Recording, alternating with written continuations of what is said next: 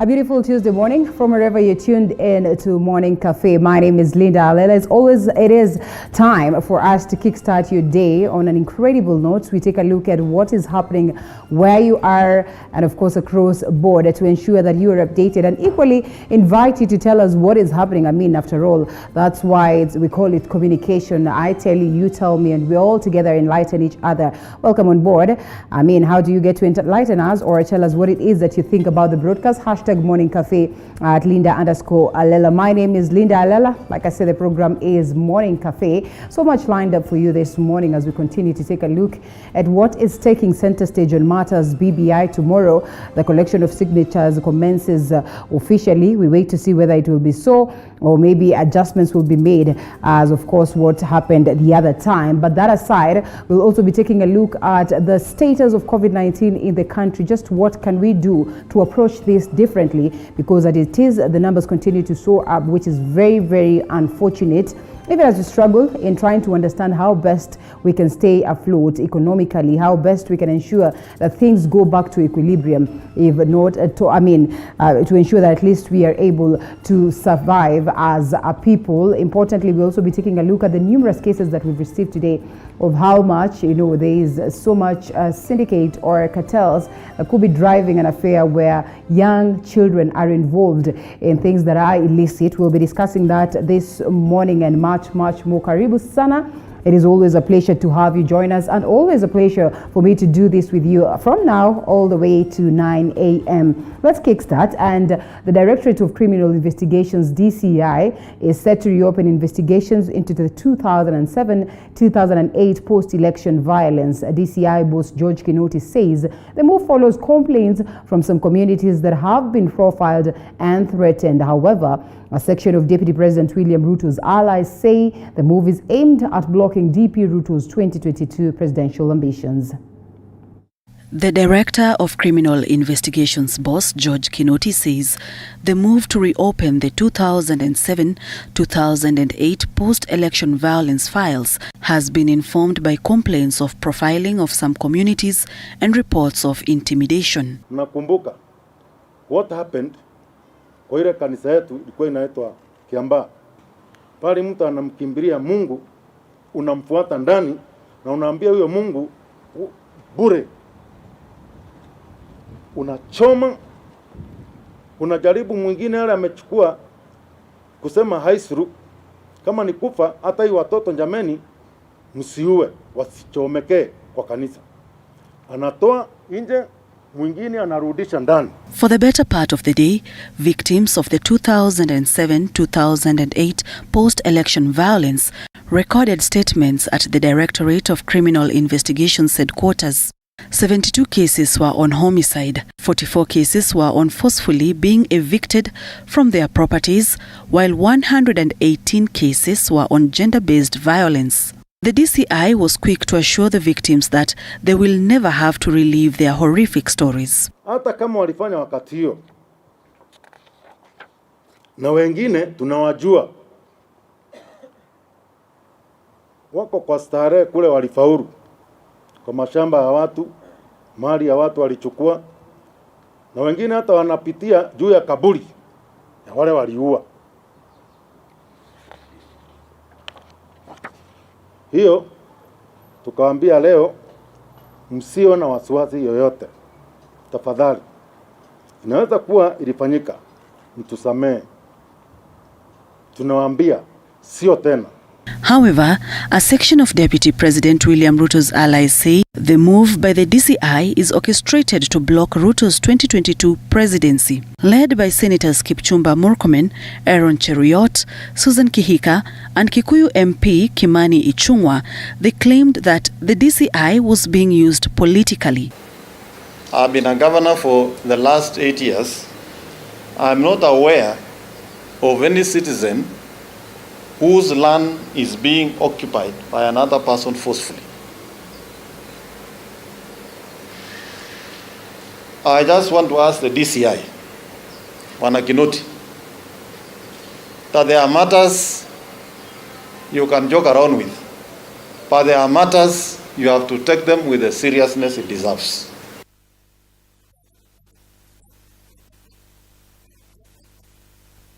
Last month, Paul Gisheru, a Kenyan lawyer, surrendered at the International Criminal Court after arrest warrant against him was issued by the court. The DCI says they began receiving reports of people being threatened in September this year, and that's when they launched investigations. In October, the International Criminal Court denied claims from the Deputy President William Ruto that there was a plot to send him back to The Hague. ICC has also distanced itself from investigations going on in the country. Sharon Baranga, TV 47. Well, that story and the next one will be forming the basis of our conversation this morning. The collection of 1 million signatures exercise in support of the Building Bridges initiative is set to be launched on Wednesday this week. Proponents of the BBI report insist that the BBI train is on, dismissing any push for amendments to the report. The BBI Steering Committee has confirmed that the collection of the 1 million signatures will be launched on Wednesday. The exercise, which was postponed last week, will be launched by President Uhuru Kenyatta and ODM leader Raila Odinga. Will be read by the President and the Prime Minister on Wednesday at KICC to begin this journey of correcting signatures from all corners of this country. Who are preparing the bill have told us the bill is here and the bill is ready. Can you now move forward? So we are moving forward. The launch of the exercise comes amid mixed turns on the report, with the faction led by Deputy President William Ruto pushing for amendments to the report. ODM leader Raila Odinga, however, dismissing the amendments to the document. There are people who may have some reservations, but that is as it is. You can never be absolute at all. You saw when they talked of Brexit, there were those who supported and those who opposed. Referenda are held all over the world, and there are always those who are supporting, those who are opposing. That is what democracy is all about. Odinga spoke after meeting a section of Mount Kenya leaders who are preparing for caravans to popularize the report in their region. And to play a very active role in terms of getting this process going forward, not just in Parliament when it gets to Parliament, but also in their respective constituencies. After the signature collection exercise, which is expected to run for 1 week, the signatures will be presented to the IEBC for verification. Millicent Kithinji was arrested on Saturday night for hosting 44 teenagers at her house in Nairobi's Mountain View estate, and of course was arraigned in court yesterday. She will, however, be detained at Kabete Police Station for a period of 1 week to pave way for detectives to complete investigations, as Nanok Loren reports. Following her arrest on Saturday evening alongside 44 school children aged between 14 and 17 years, Millicent Kithinji appeared before the Milimani Law Courts for hosting the teenagers who sneaked out of their homes from Nairobi, Kiambu and Machakos counties, where DCI detectives seized alcohol, bang and even used condoms.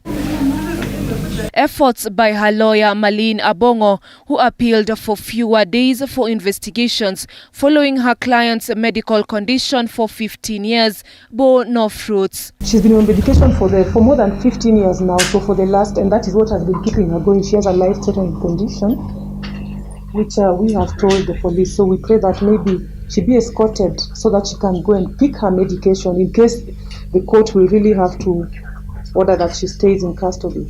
Senior Magistrate at the Milimani Law Courts Kennedy Cheruyot instructed that thorough investigations be conducted by detectives from the Directorate of Criminal Investigations for a period of 1 week, as children are involved and are subject to the matter at hand. The investigating officer through the prosecution is seeking 7 days custodial orders in this matter.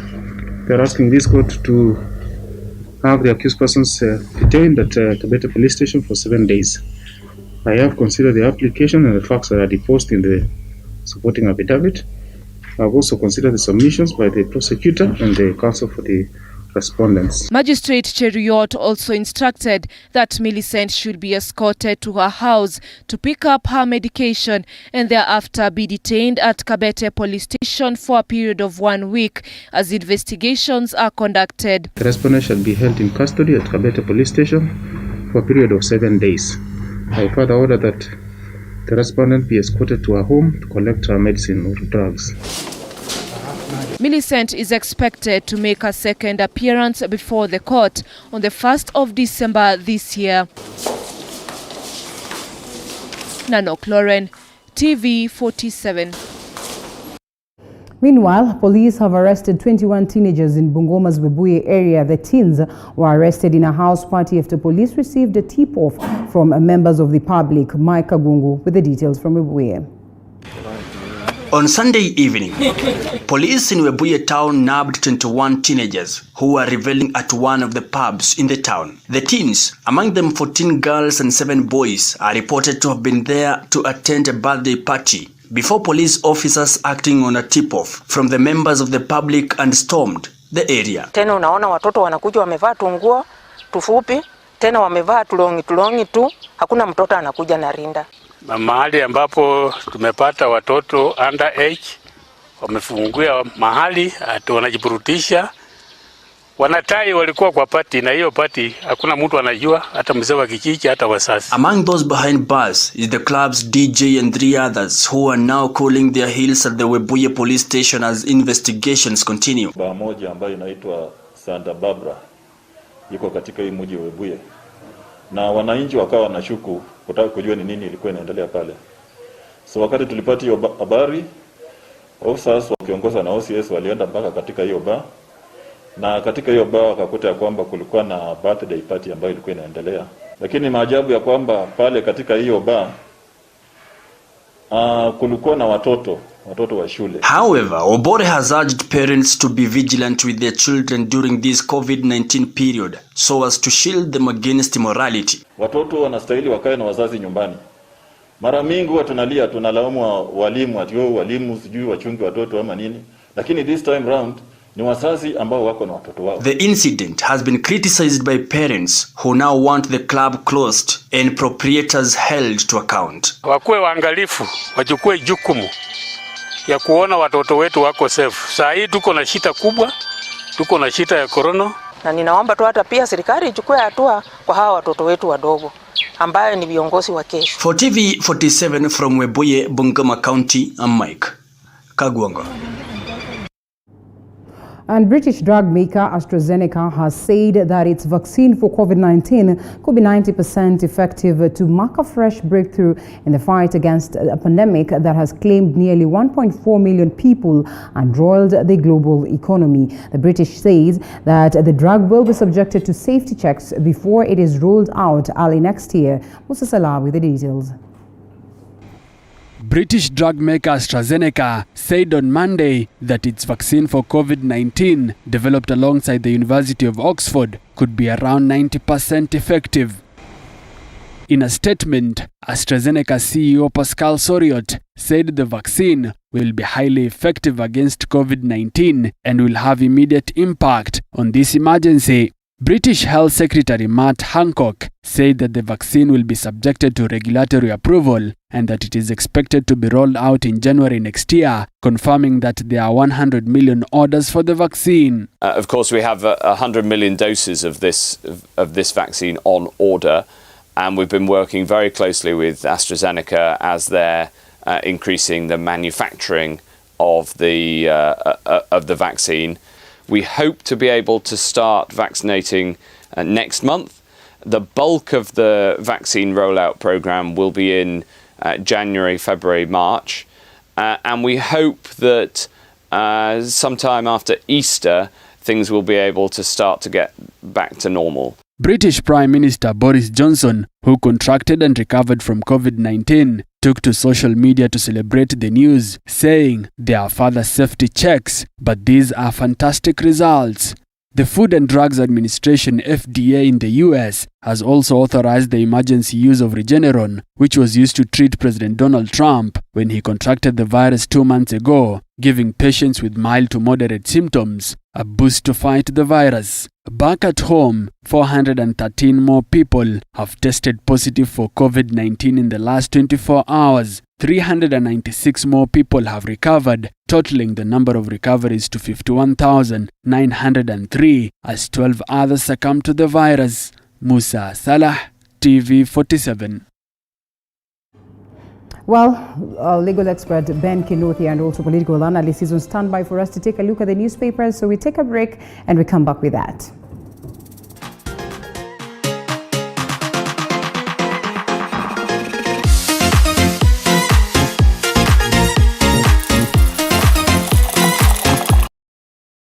Life is a journey, and we all have ups and downs, highs and lows, and celebrities are no exception.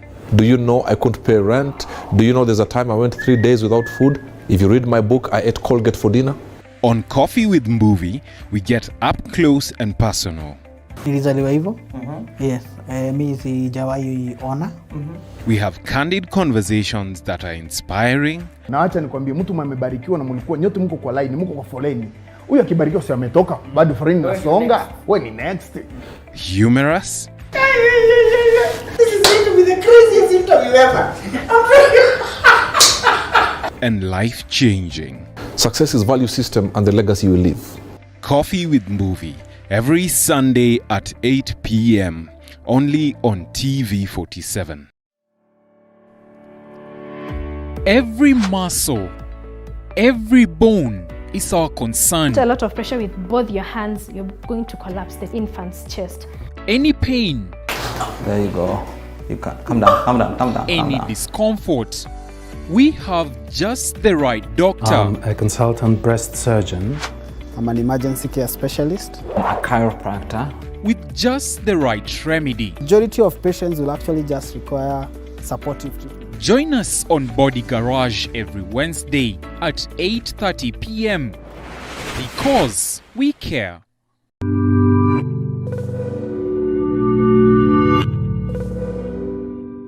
How do you like your meals?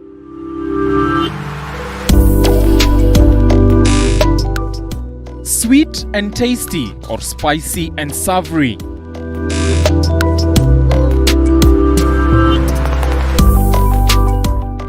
On the Throwdown, we bring you our chef of the day. He gives you ideas on how to make amazing meals from the comfort of your home.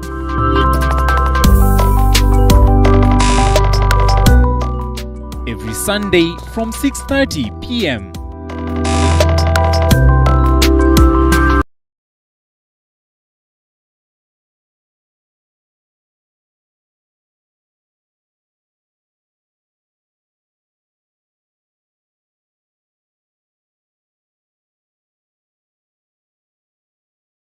Life is a journey, and we all have ups and downs, highs and lows, and celebrities are no exception.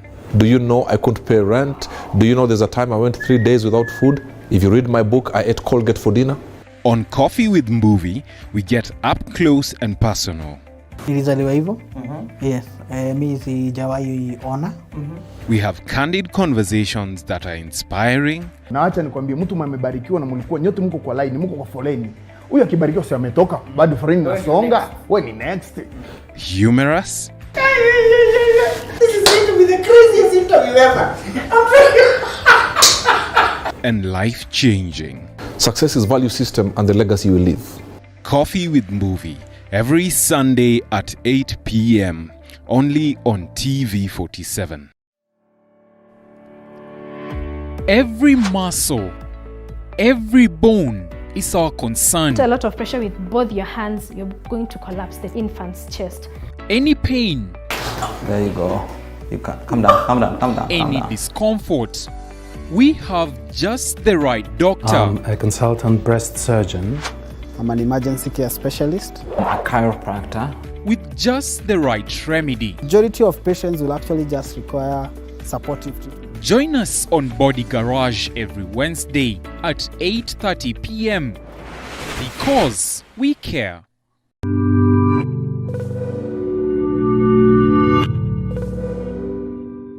How do you like your meals?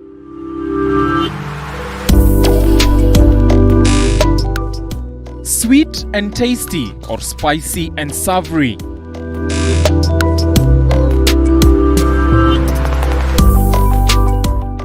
On the Throwdown, we bring you our chef of the day. He gives you ideas on how to make amazing meals from the comfort of your home.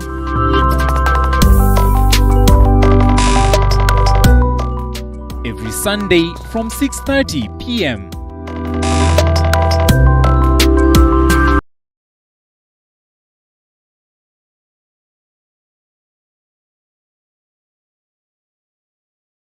Life is a journey, and we all have ups and downs, highs and lows, and celebrities are no exception. Do you know I couldn't pay rent? Do you know there's a time I went 3 days without food? If you read my book, I ate Colgate for dinner. On Coffee with Mbuvi, we get up close and personal. Nilizaliwa hivyo. Yes. Mi sijawahi ona. We have candid conversations that are inspiring. Na acha nikwambie, mtu mmebarikiwa na mlikuwa nyote mko kwa line, mko kwa foleni. Huyu akibarikiwa si ametoka, bado foleni nasonga. Wewe ni next. Humorous. This is going to be the craziest interview ever. And life-changing. Success is value system and the legacy you leave. Coffee with Mbuvi, every Sunday at 8 p.m. only on TV47. Every muscle, every bone is our concern. Put a lot of pressure with both your hands, you're going to collapse the infant's chest. Any pain, there you go. You can calm down, calm down, calm down. Any discomfort, we have just the right doctor. I'm a consultant breast surgeon. I'm an emergency care specialist. A chiropractor. With just the right remedy. Majority of patients will actually just require supportive treatment. Join us on Body Garage every Wednesday at 8:30 p.m. because we care.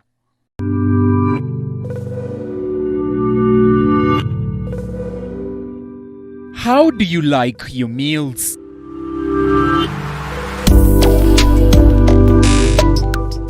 Sweet and tasty or spicy and savory?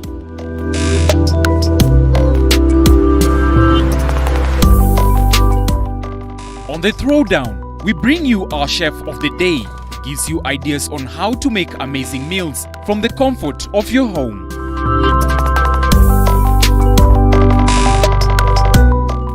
Every Sunday from 6:30 p.m.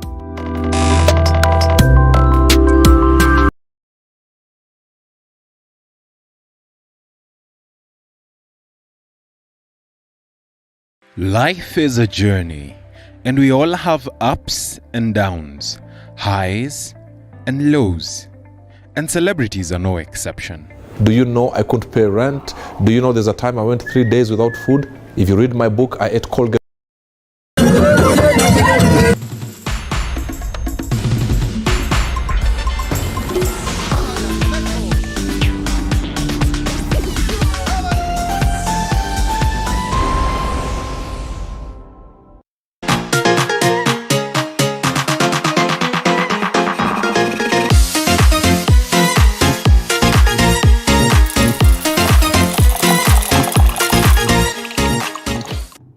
Welcome back to the broadcast. As promised, Ben Kinot here is here on standby. He's a lawyer and equally a political analyst. Good to have you, Ben, this morning. You're well? To you, Why yes. do I feel like I'm a little bit taller than you?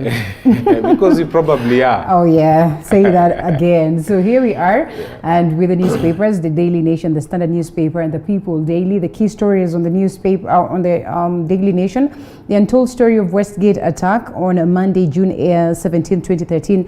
East African Express flight that is 803 departed Mogadishu for Nairobi with 532 passengers. One of them was a terrorist, an innocent-looking 20-year-old named Mohammed Abdinur Said. He was passenger number 3 in the flight. Manifest and more, a light olive green shirt. And of course, there's a story that paints a picture. I mean, it's more of an investigative or exclusive piece done by The Nation in regards to more revelations on the Westgate attack. Indeed, people continue to remember that day, you know, with so much pain and all that. The other time we had that conviction of the people who were suspected to have been a part and parcel of the same. So an interesting piece that probably one would want to delve deep into understanding. I don't think there's much that we can say in regards to that. We leave that one. But one of the key big stories is, of course, on the aspect of what happened yesterday on the post-election violence revival of what the DCI argued about. So digging that. Director of Criminal Investigation says 118 cases from the 2007-2008 post-election violence are under probe. And the question is he the hunted man? I mean, you can all see who we are talking about. Old wounds. Deputy President William Ruto predicted in a February interview with NTV that a cabal of powerful political operatives was working to revive this case. Here we are today. Wonderful, wonderful. Thank you. I do not think that it is possible to have justice or it's possible to have peace without justice and reconciliation.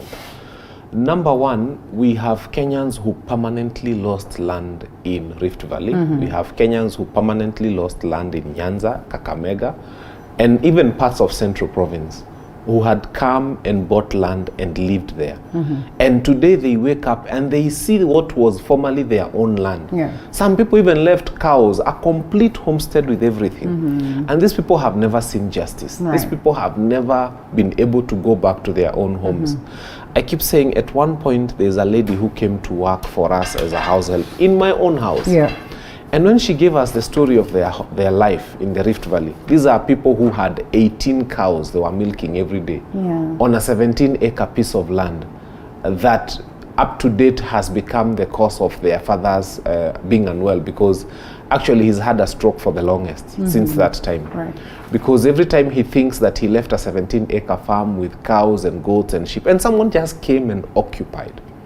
So that's a family that has always felt that there's no justice in this country. So the timing might be an issue, but if you ask me, there are families that genuinely sit and think and look and see someone else occupying a house they built, and they are crying every other day because they are renting houses in Nairobi. Can justice really be found, or should we get to that point where we say, what, you know, redemption strategy, let's forgive and forget and move on? Whether that's possible or not is a conversation we'll be having this morning. That's why I had to cut him, so I don't want him to exhaust all the points that he'll be having for that session later at 7 a.m. Indeed, a session that you do not want to miss out on. A story captured on page 4 of the Daily Nation. As we leave that aside, we take a look at also what is on this other side, and Kenyans couldn't pay $327 to get COVID-19 vaccine proposal. The Kenya, that is, well, this is quite a tough one to mention.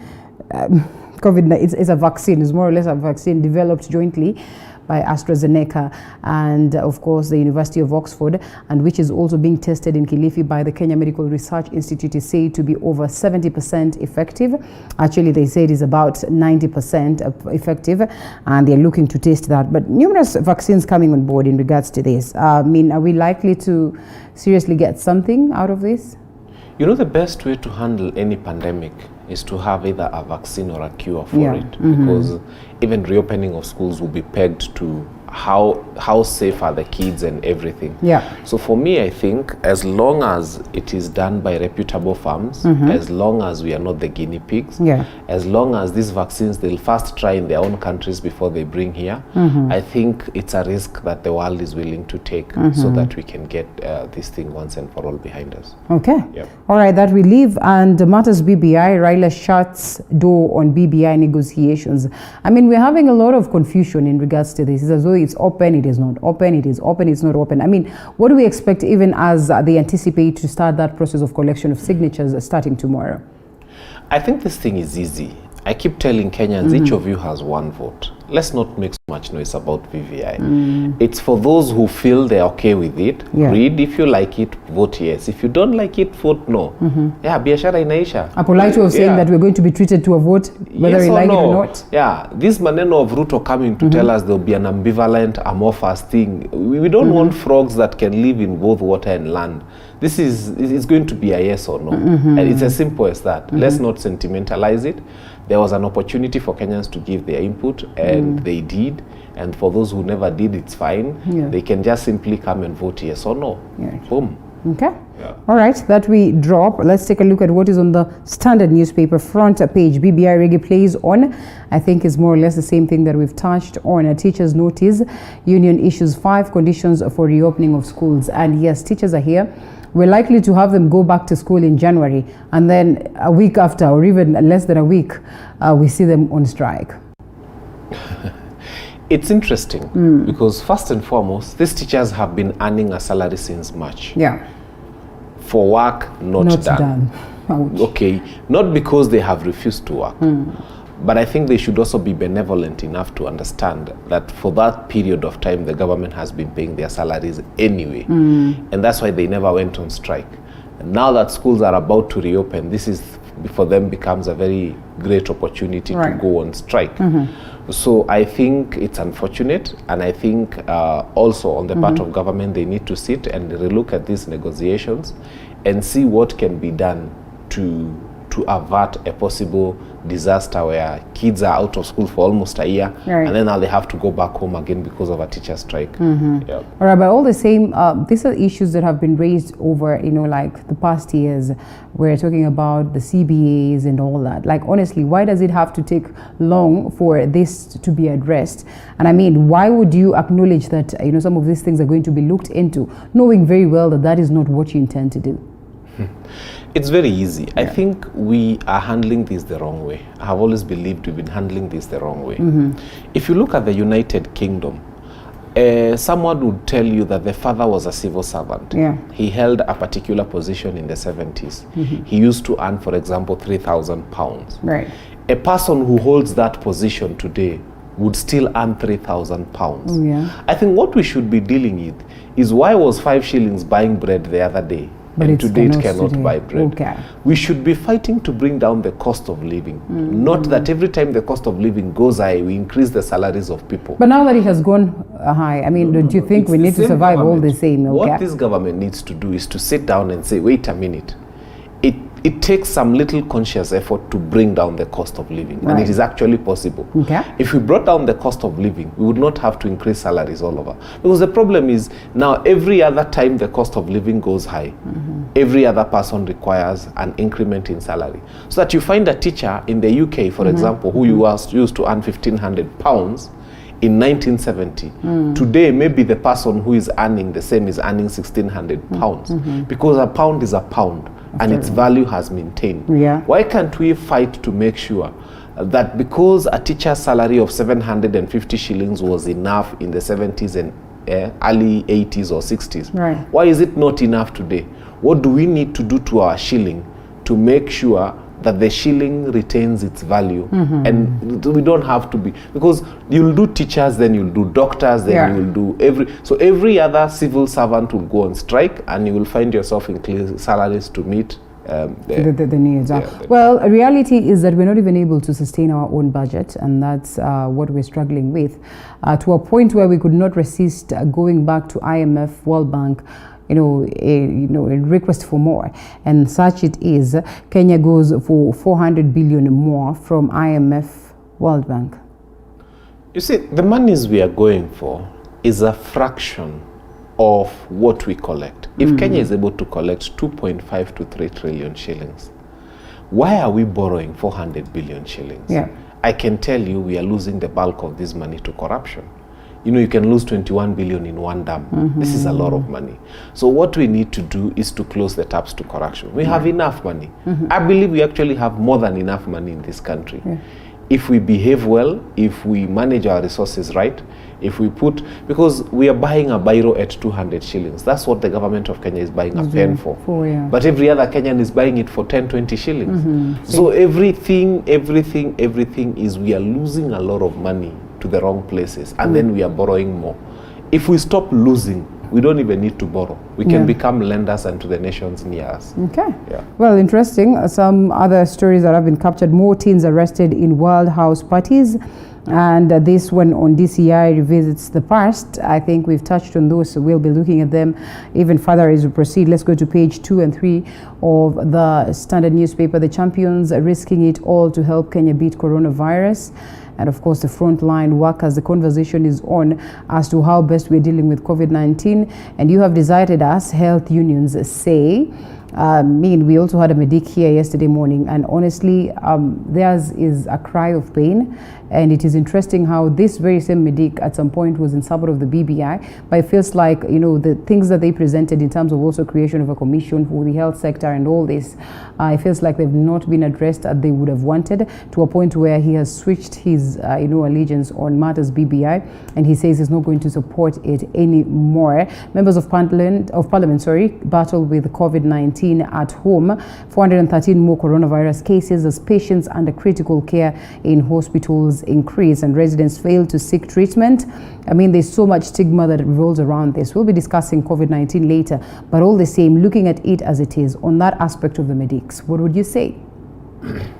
I think it's very easy. First and foremost, we need to take our medics seriously, and not just our medics. We need to take care of every professional who is out there doing something to help this country. So that let a doctor have more than enough PPEs, let them have more than enough masks. This is the very minimum we can do for them. This is the basic, very minimum we can do for them. But again, having said that, Italy has had some of the best protective equipment, and still they've lost in excess of 100 doctors. The US has lost over 2,000 medical staff to this COVID-19 pandemic, yet they've had very good PPEs and very good care and everything. So it doesn't mean, because sometimes I see Kenyan again going overboard. I see them going online and saying, oh, the reason our doctors are dying is because they don't have PPEs. And my challenge to every Kenyan out there is that our doctors are dying primarily not because of PPEs, but primarily because you as a Kenyan are exposing them to the risk of COVID as they come to try to help save your life. So let us wash our hands, let us keep safe, let us sanitize, let us wear a mask, let us observe the protocols. Let us not just come and say that our doctors are getting COVID and dying because they don't have PPEs. I can tell you in the USA they have the best PPEs. In Italy and Germany they have very good PPEs, but they've lost a lot more doctors than ourselves. It's because if to some extent all of us are careless, and if we go there and we contract COVID, and then we go and risk the lives of our doctors, there's a probability that some of them will die. Okay. Speaking of which, to stay or go, Governor split on Cuban doctors. And the conversation has been on about the Cuban doctors. Have they done justice to us in terms of what it is that we publicized, and we say that these are going to bring in differences, they're going to bring in expertise that is beyond board, and something that can be borrowed by our very own. Do you suppose then they've been very instrumental in transforming the health sector? Or was it necessary? You see, the world over, exchange programs happen. And Cuban doctors are not just in Kenya, they're in the world over. And we have Indian doctors here. Let them not forget that there's a lot of brain drain leaving Africa.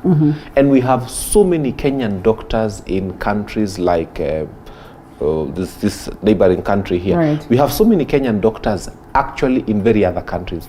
The Cuban doctors are about 100. Why are we making noise about them? Because if the other nations were to decide they don't want Kenyan doctors in their countries, they would come here in the thousands. We would have thousands of Kenyan doctors coming back. So let us accept that we have 99, or because there used to be 100, then there was the unfortunate case of the abduction of some doctor. So let us accept the fact that we have more Kenyan doctors out there than we have foreign doctors in here. All right. VCs seek house support to increase varsity fees. That's happening in the education sector.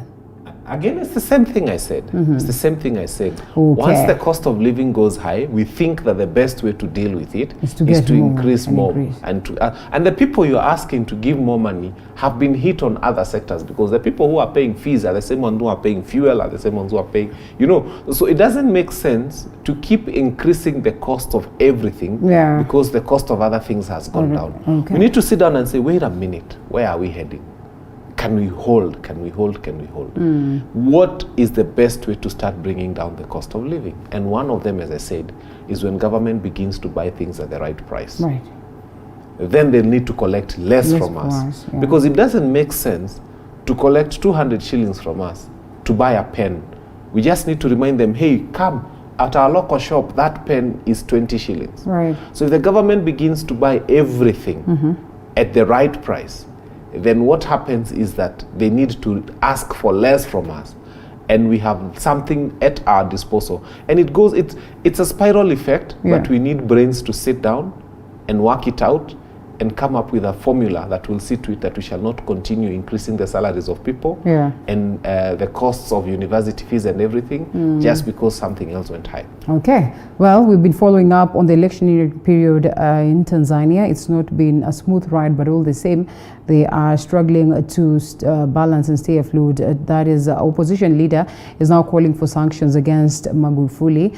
I don't know whether they are called for, whether it's necessary or not, but I mean, such is always the case when, of course, there's that aspect of US, the winner takes it all of such a scenario. I don't know whether the BBI is going to address some of these for us. We wait and see.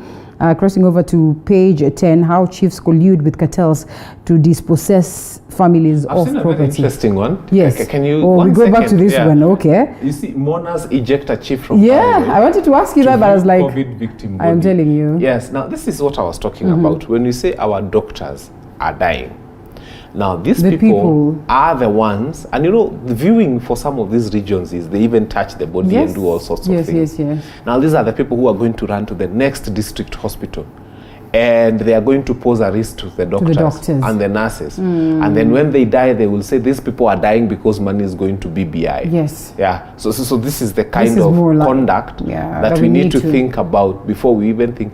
Because just allow me to marry this together. Yes. That COVID found BBI. BBI did not find COVID. Okay. So in this case, So we need to think about if COVID has found BBI and BBI had a life of its own. It's like a child who's been born, they've started crawling. Do you now say, let's cut the legs of this child to stop crawling because something else has come? This child can stop growing, and then, and you know why? But that's a conversation I'm sure we are going to have because later. we certainly are going to have that as we proceed. It had to be in Kakamega, where else? Yes. I mean and yes, how chiefs collude with cartels to dispossess families of property. Really, it is unfortunate, and it is happening. And people, like a family, you know, you find that they are killing each other simply, or murdering each other because, I mean, there's that urge to fight for what is family property and protect what is family property. But sometimes it flees away from you, and you know, I mean, there's barely nothing you can do to protect yourself. And speaking of which, I don't know whether this would marry in a way. Speaking of Matters Land and that revival of the case, it should be on the People Daily by Itumbi on the Ruaraka land saga that is against Matiang'i. Okay, number one, I must say that some chiefs are really good. Over the last 1 month, I've been running up and down to Muranga for some family land we were trying to work on. And we found chiefs who are very professional. Yeah. But then the bulk of them are really good, and they do a good job, and they help families. There will be a few who collude, of course, and that cannot be taken away. But I can tell you, the bulk of the chiefs are doing a good job in this country. Now, for the Ruaraka land saga, again, we need to have a serious national conversation about land, and not just Ruaraka.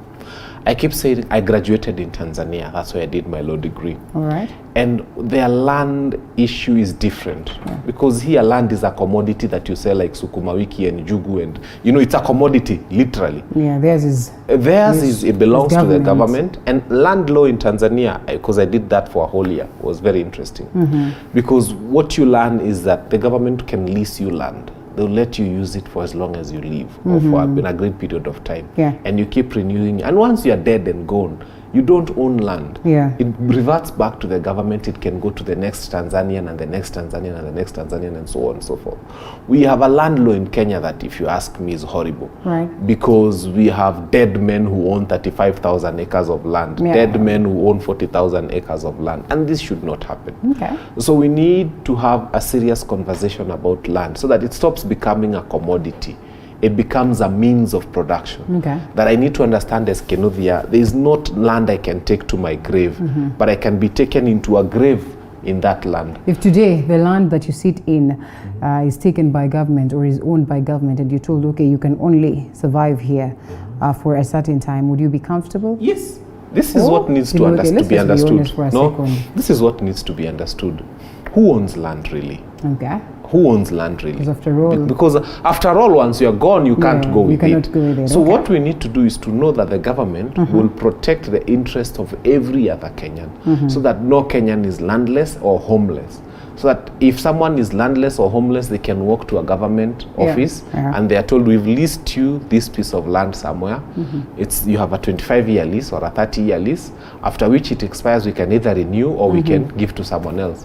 And boom, you have a productive life of 40 years. After that, you are very old. We take Okay. you to an old home. Well, that's interesting, a view, so to speak. There's that story that I'd love us to pick that is pretty much small. It's on what? Oh, plane sent to deal with locust menace. We have the locusts back. Yes.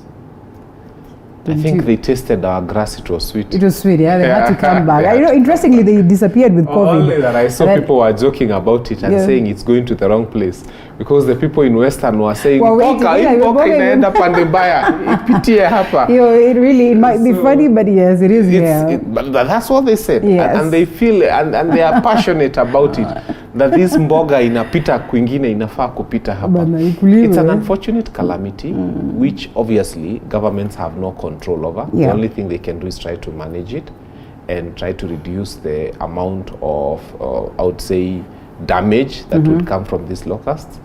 So it's about how we handle it rather than that it has come. Okay. Yeah. All right. The People Daily, you have a right to vote no. Raila tells BBI dissenters. Story captured on page 15. That's on Matters BBI. We'll be discussing state revised PEV cases as leaders protest, and we have touched on that. We continue discussing that later. 21 more drinking minors held for charged in City Order, and equally that we'll be taking a look at. And I mean, there are stories that we have captured. UK terrorist and wanted at home finishes his jail time. That is a story captured on page 4 and 5, and such is the case across different parts. I mean, in regards to the terror attacks and the terror characters, more children busted in Burr. Plea taking in child trafficking case now defied suspect ill. I think you saw that. Yeah. The trafficking cases are on the rise, for that matter. Yeah. It is unfortunate. What really could be informing? I'm just trying to imagine is, I mean, our morals are corrupt to that point. Really, there are people who are out here not able to sire, and this is the best they can do. I mean, and just how and why should it get to this point? I do not know what they do with the children they take away. Yeah. Some end up living very comfortable lives, some end up living very miserable lives. Like we saw the ones from Uganda who come here as house helps and all. Yeah. But we have a saying in my community that it rains in the river. That where things are not needed most is where they're in plenty. And they come and come and come. Because those people who are looking for kids are looking for them desperately, and those who want them badly. Yeah. I think what we need to do first and foremost is to again sit down and think through this whole mess and ask ourselves, why is child trafficking happening? And where are these children going? Right. And what are they going to do?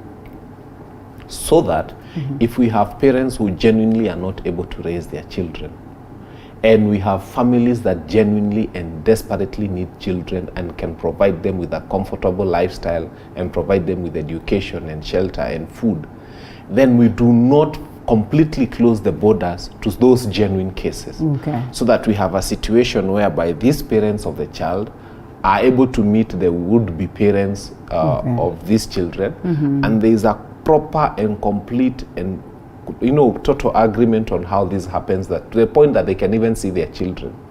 So that those people who need to raise kids and are not able, but have the financial resources to do so, end up giving these children a comfortable life. Yeah. But these children must always be reminded where they belong, and they can come home and they can, so it is possible to work around this so that we significantly reduce. Yeah. Okay. But for those ones that are used and abused and taken to places where they end up becoming slaves or sexual objects and so on and so forth, now those are the dens that we need to deal with completely as a global community, because now this would take Interpol, because it happens across borders. Sounds like a good one, but I'm equally debatable on how realistic some of these policies would be. And of course, we hope that this can be tamed. Itumbi's 1.5 billion case against Matiang'i is set for tomorrow. And Itumbi is all over the place. Is that a bad thing? Tumbi has a problem. Oh yeah? He needs to identify who he can fight and who he cannot fight. You can't be there fighting everybody. You can't be there having a problem with everybody. You open yourself up to become this person who is always fighting with everything and everyone who comes near you.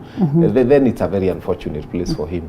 I think he's trying to look for relevance. Okay. And I don't think he's gonna go far with it. Okay, well, let's wait and see. Tomorrow it is.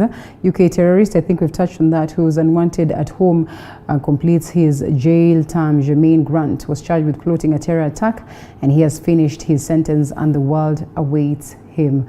Interesting one right there. That should have been in 2008. Grant, no stranger to terror acts, had earlier been, and I mean, this is all about terrorism. I do not know whether, you know, because I remember even before COVID, like the fight that was put to tame and to quell terror attacks or terrorism across the global fraternity was huge. This was a problem that was even bedeviling the United States, which is a superpower.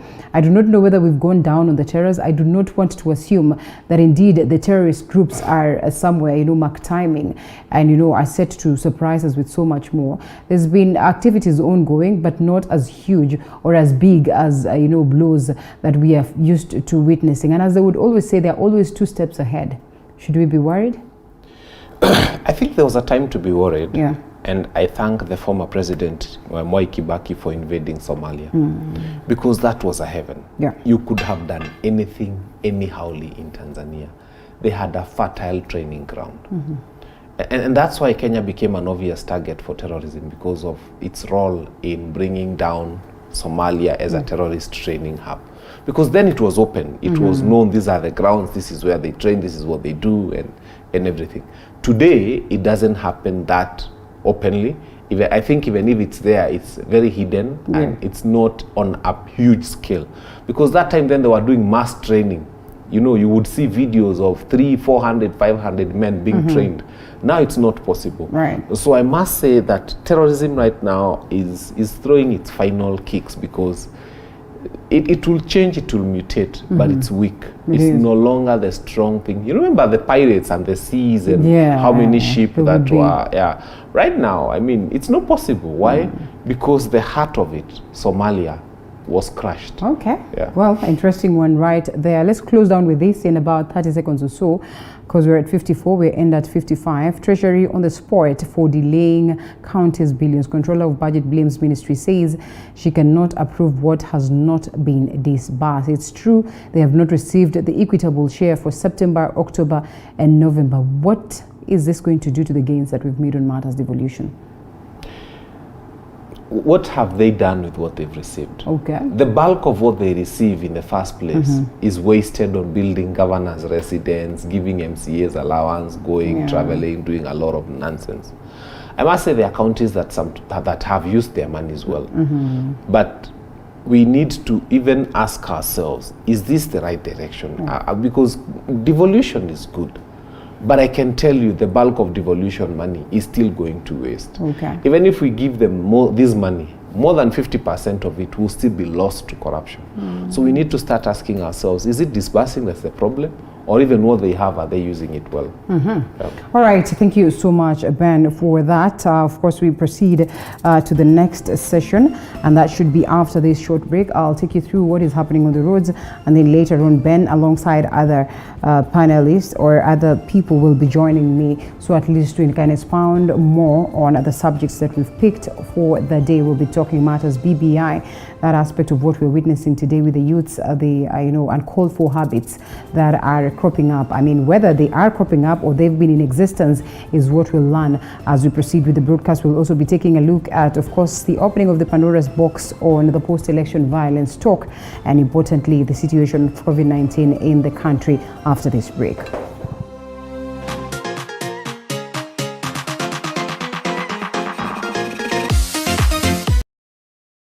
Life is a journey, and we all have ups and downs, highs and lows, and celebrities are no exception. Do you know I couldn't pay rent? Do you know there's a time I went 3 days without food? If you read my book, I ate Colgate for dinner. On Coffee with Mbuvi, we get up close and personal. Nilizaliwa hivyo. Yes. Mi sijawahi ona. We have candid conversations that are inspiring. Na acha nikwambie, mtu amebarikiwa na mlikuwa nyote mko kwa line, mko kwa foleni. Huyu akibarikiwa si ametoka, bado foleni inasonga. Wewe ni next. Humorous. This is going to be the craziest interview ever. And life-changing. Success is value system and the legacy you leave. Coffee with Movie, every Sunday at 8 p.m. only on TV47. Every muscle, every bone is our concern. A lot of pressure with both your hands, you're going to collapse the infant's chest. Any pain, There you go. You can come down, come down, come down. Calm any down. discomfort, we have just the right doctor. A consultant breast surgeon. I'm an emergency care specialist. A chiropractor. With just the right remedy. Majority of patients will actually just require supportive treatment. Join us on Body Garage every Wednesday at 8:30 p.m. because we care.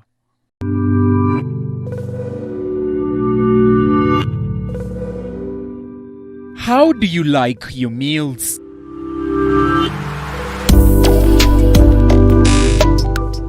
Sweet and tasty or spicy and savory?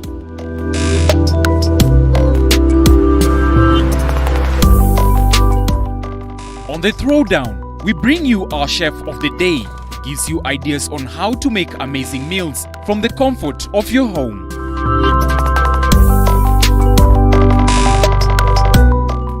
Every Sunday from 6:30 p.m.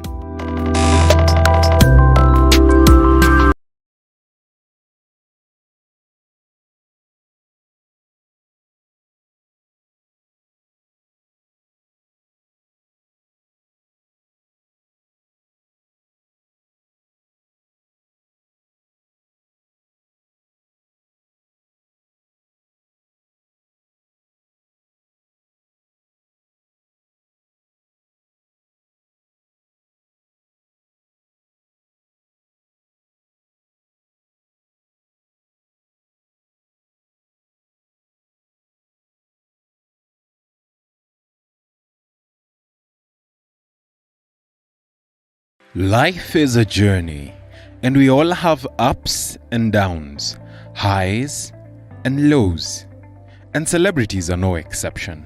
Do you know I couldn't pay rent? Do you know there's a time I went 3 days without food? If you read my book, I ate Colgate for dinner. On Coffee with Movie, we get up close and personal. Nilizaliwa hivyo. Yes. Mi sijawahi ona. We have candid conversations that are inspiring. Na acha nikwambie, mtu amebarikiwa na mlikuwa nyote mko kwa line, mko kwa foleni. Huyu akibarikiwa si ametoka, bado foleni inasonga. Wewe ni next. Humorous. This is going to be the craziest interview ever. And life-changing. Success is value system and the legacy you leave. Coffee with Movie, every Sunday at 8 p.m. only on TV47. Every muscle, every bone is our concern. A lot of pressure with both your hands, you're going to collapse the infant's chest. Any pain, There you go. You can come down, come down, come down. Calm any down. discomfort, we have just the right doctor. A consultant breast surgeon.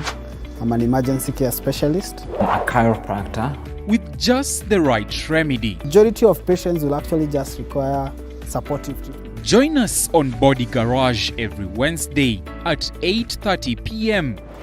because we care.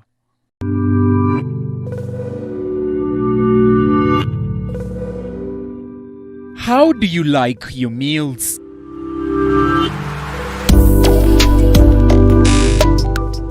Sweet and tasty or spicy and savory?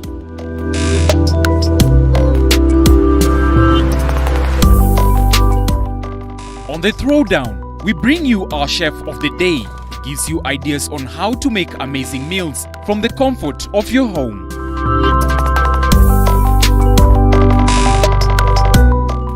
Every Sunday from 6:30 p.m.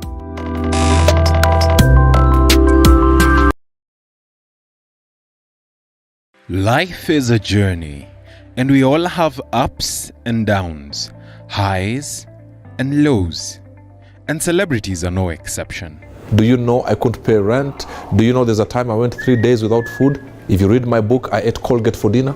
On Coffee with Mbuvi, we get up close and personal. Nilizaliwa hivyo. Yes.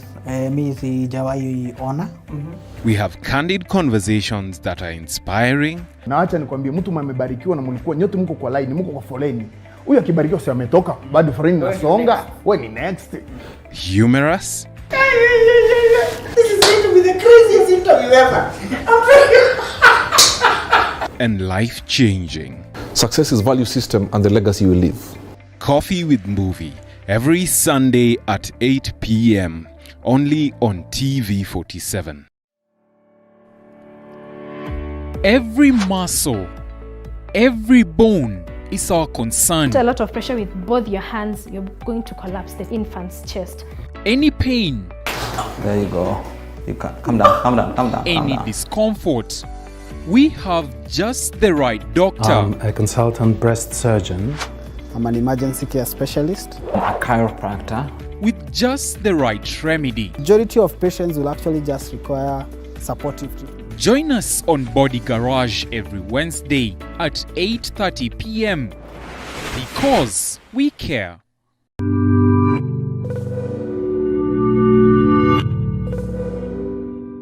How do you like your meals?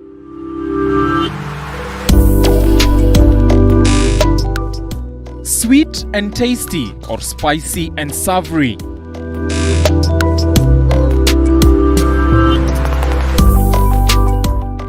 On the Throwdown, we bring you our chef of the day. He gives you ideas on how to make amazing meals from the comfort of your home.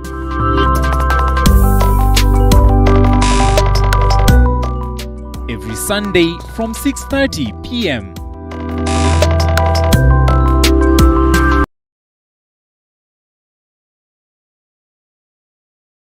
Life is a journey, and we all have ups and downs, highs and lows. And celebrities are no exception. Do you know I couldn't pay rent? Do you know there's a time I went 3 days without food? If you read my book, I ate Colgate for dinner.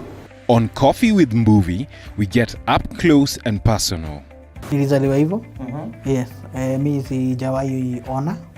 We have candid conversations that are inspiring. Na acha nikwambie, mtu mmebarikiwa na mlikuwa nyote mko kwa line, mko kwa foleni. Huyu akibarikiwa si ametoka, bado foleni inasonga. Wewe ni next. Humorous. This is going to be the craziest interview ever. And life-changing. Success is value system and the legacy you leave. Coffee with Mbuvi, every Sunday at 8 p.m. only on TV47.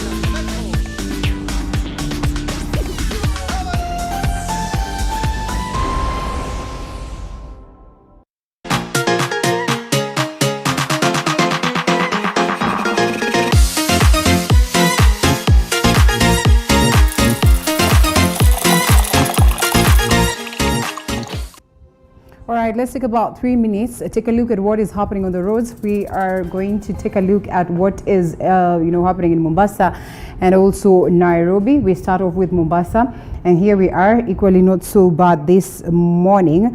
And yes, these are the roads. I always we tell you, when it's green, it's easy. It's a smooth ride. When it's yellow, it's fair enough.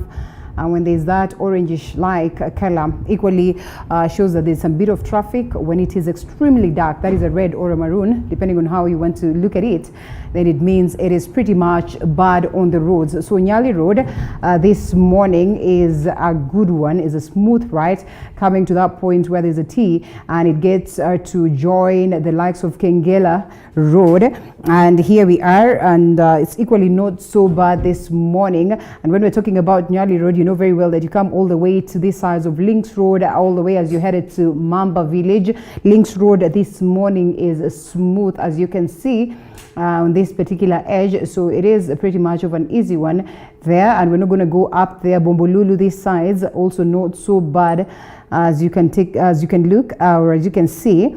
And yes, let's go down a bit as we headed to the CBD and Ras Makamaiwe, and I mean this is Makupa.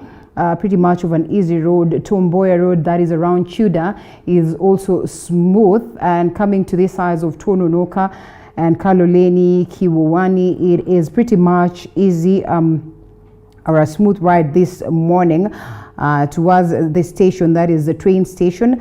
That side is also not bad. Moi Avenue is an ease this morning, and I mean going all the way to this other sides, to the sides of the ferry. Let's see what is on this side of the ferry. In most cases, like we always say, this is the place where you get a bit of traffic as people struggle to move to the other side.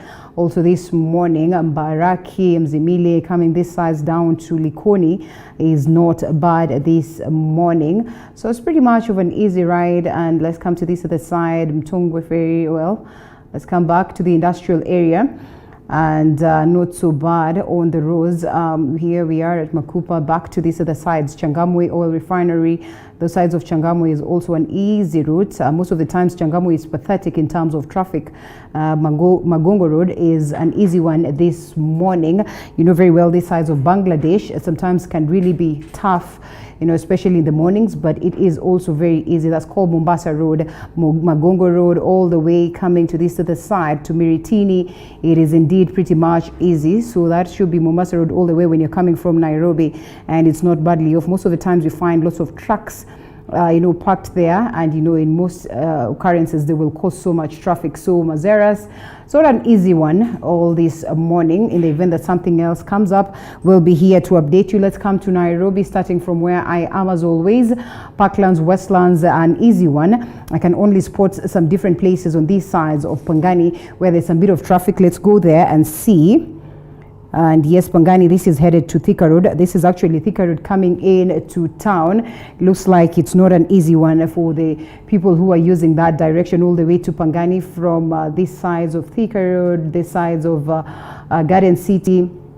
You can see where there's Gumba Estate, Miso, where of course EABL is. These sides of Nairobi, Risambo, going all the way up until Githurai. See whether there's something that we need to look at, of course, for alarm.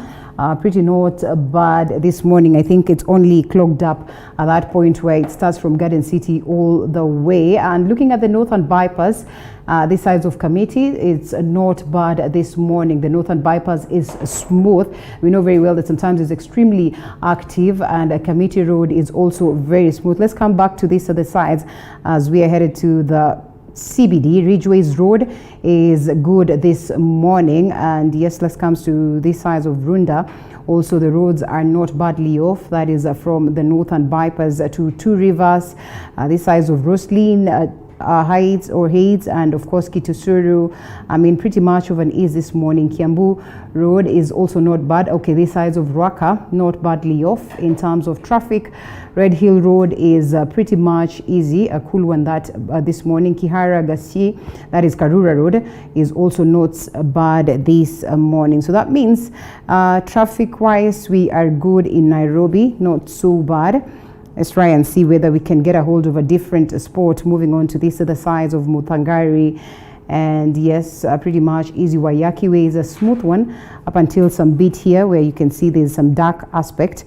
That is to tell you the traffic is there, but it is clearly moving, where of course it gets to that point where it meets or joins with Kaptang Road. And coming to these other sides, Kangemi, and is not badly off. Naivasha Road is not as bad this morning. That should tell you also Gitanga Road is a smooth this morning, and that means there's really not so much alarm on the roads.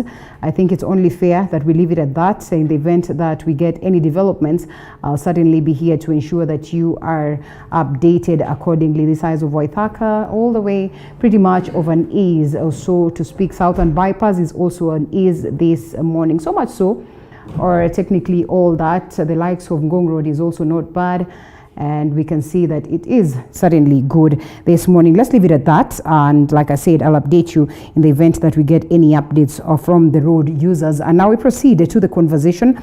Like I had said earlier on, we have on standby my guests who are in studio, all of them. In most cases we'll have others via Skype, but this morning they've been flexible enough to join us. And Gloria Uroba, Youth Policy Analyst, is with us this morning. Good to have you, Gloria. Good morning. We have, yes, good morning. We have Daniel Urogo, who's also with us this morning. Good to have you.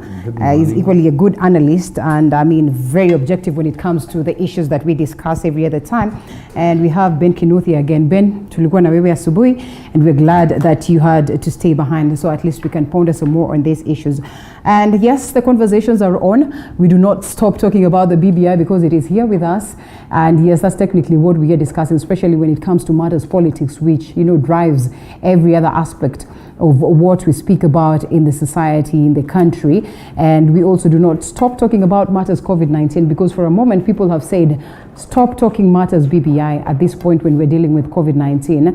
And also the developments that are coming up. I mean, I don't want to call them developments, but yes, technically the new revelations that we see in regards to our youths, our teens, you know, pretty much disturbing reports. There's someone who was arguing that actually these are things that have been in existence, just that they've not been reported. So they are now being reported. And later on, we also take a look at the revival of the post-election violence cases by the DCI and what this would mean moving forward. So we start off with the BBI. So far, change of mind? Any changes? I have had a couple of people who've come here and they've changed their mind. Yes, they have changed their mind. Yeah. So I'd love to know whether, well, you've read the document or, differently from how you had read it. Nothing has changed. Okay. We're still we're pushing for consensus. And I think at the end of the day, there was a realization that you can't bulldoze this thing to all the Kenyans. Yeah. And I think that's why the president actually stopped reggae. So I'm kind of waiting to see if all the different constituencies of people are actually going to be listened to. You know, the clergies, we've seen the Muslims come out and say that they, you know, they don't support it. So I'm waiting to see if there's going to be a difference, or maybe it was also just to give us some hope, and then maybe in 3 days they are also going to gazette it. We don't know.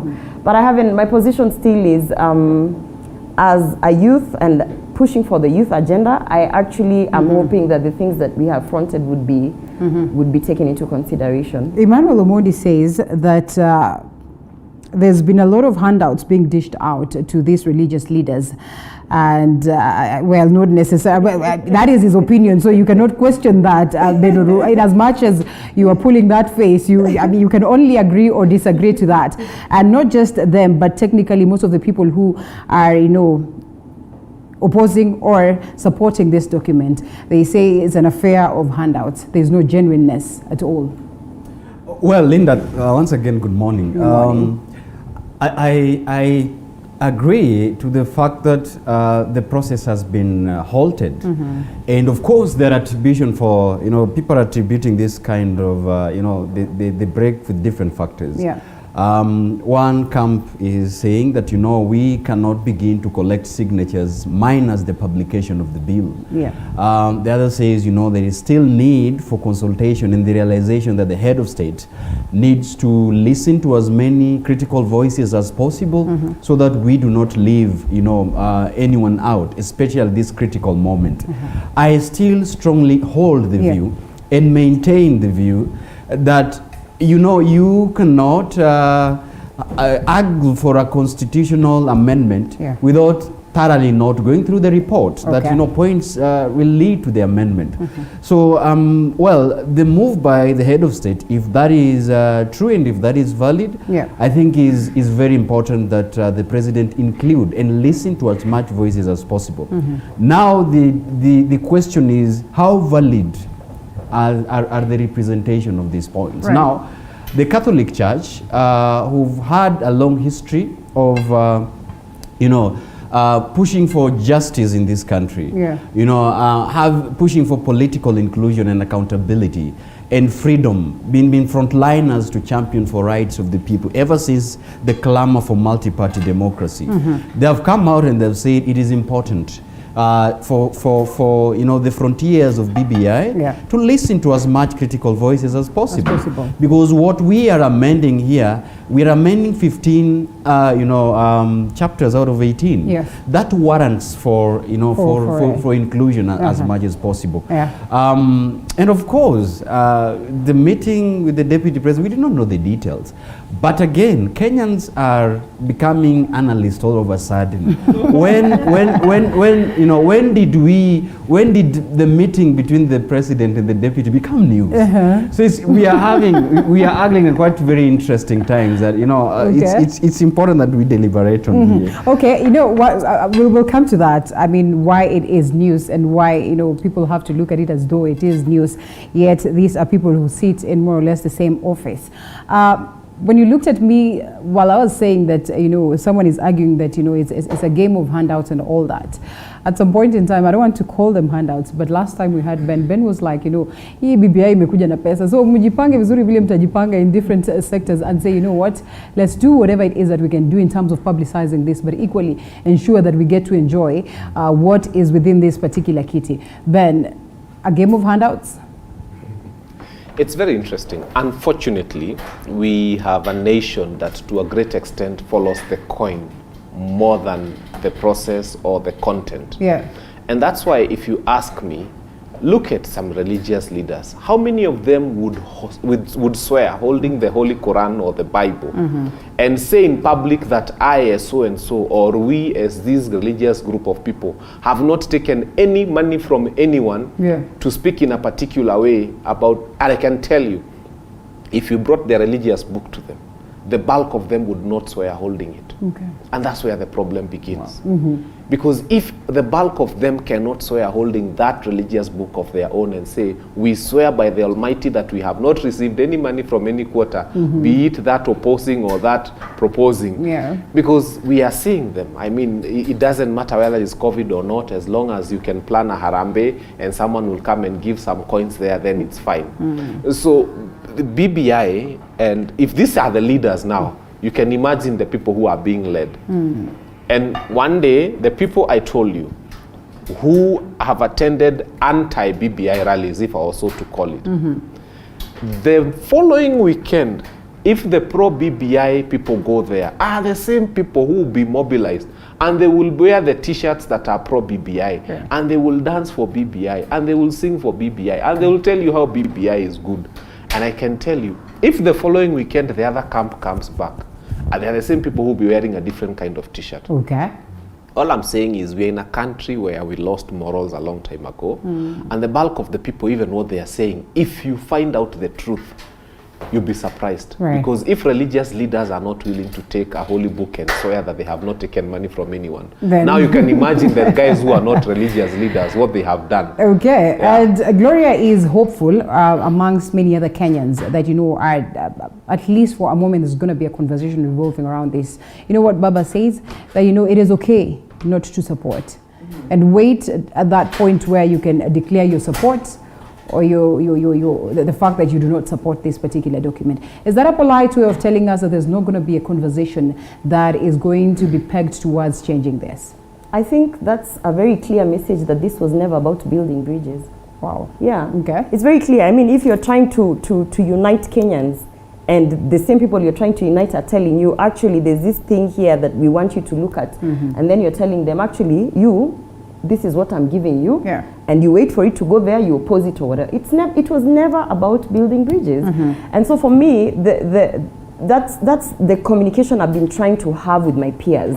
I wish that they just brought this thing up like Punguza Mzigo. We are just here to amend the constitution. Instead of trying to wrap it up in some sort of, you know, handshake and this and that. You know, if the intention was just clear from the beginning, then Kenyans would actually not be hoping for so much. They would just wait for it like Punguza Mzigo and then, you know, decide we are going to oppose it or we are going to support it.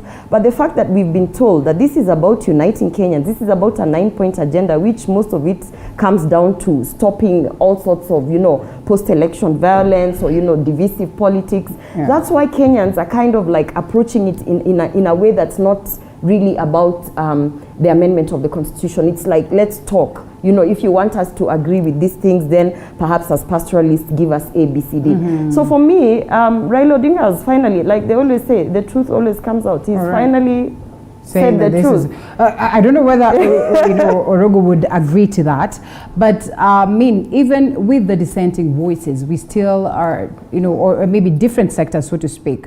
You find that there's this sector that speaks the same volume, or I mean the same. I mean they hold the same what it is that the same office in a way, but we're having differences in regards to the. I mean, this starts from the level of the presidency, where of course we have the DP, arguing otherwise, and the president arguing otherwise. Such is also what we've seen even with the likes of Muslim leaders that were the latest to come and say that this is not what we support. There are others who are like, we are not in agreement to that.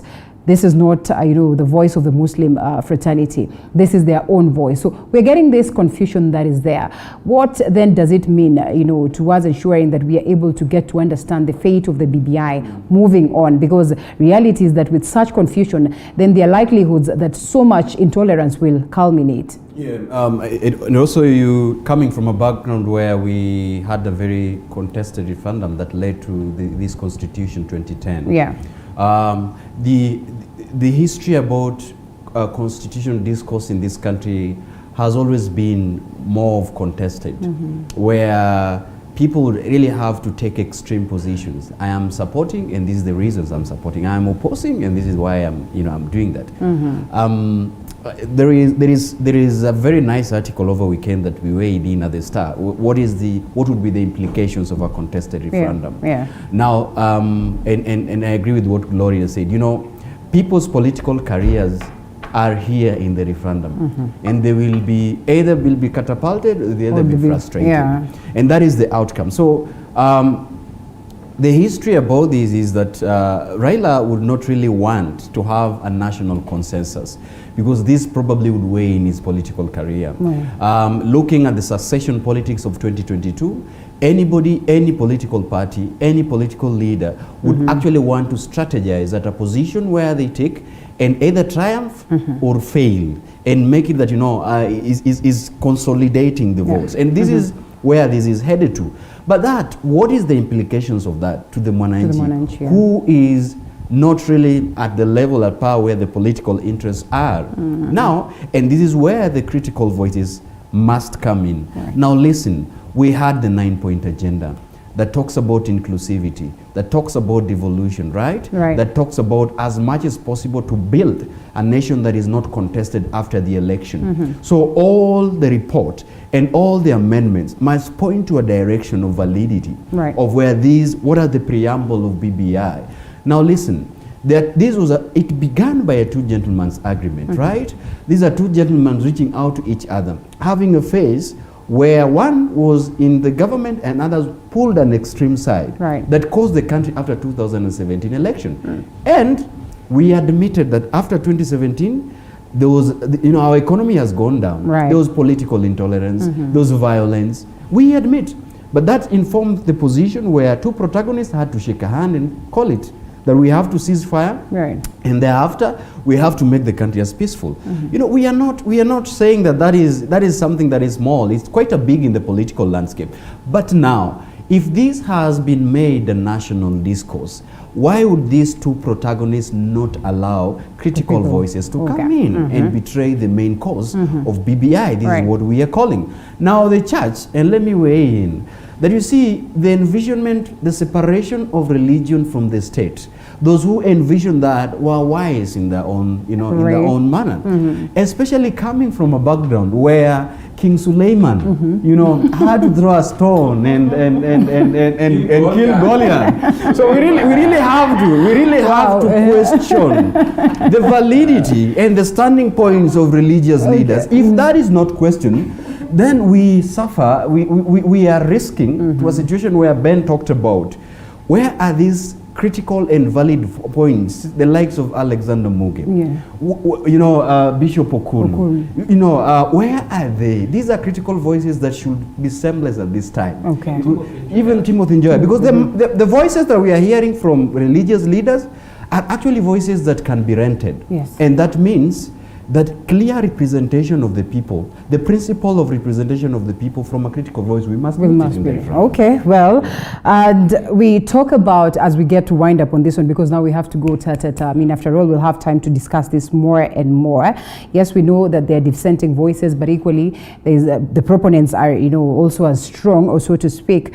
And for a moment last week, there was that, you know, point where we decided, okay, we're not going to proceed and start the collection of signatures.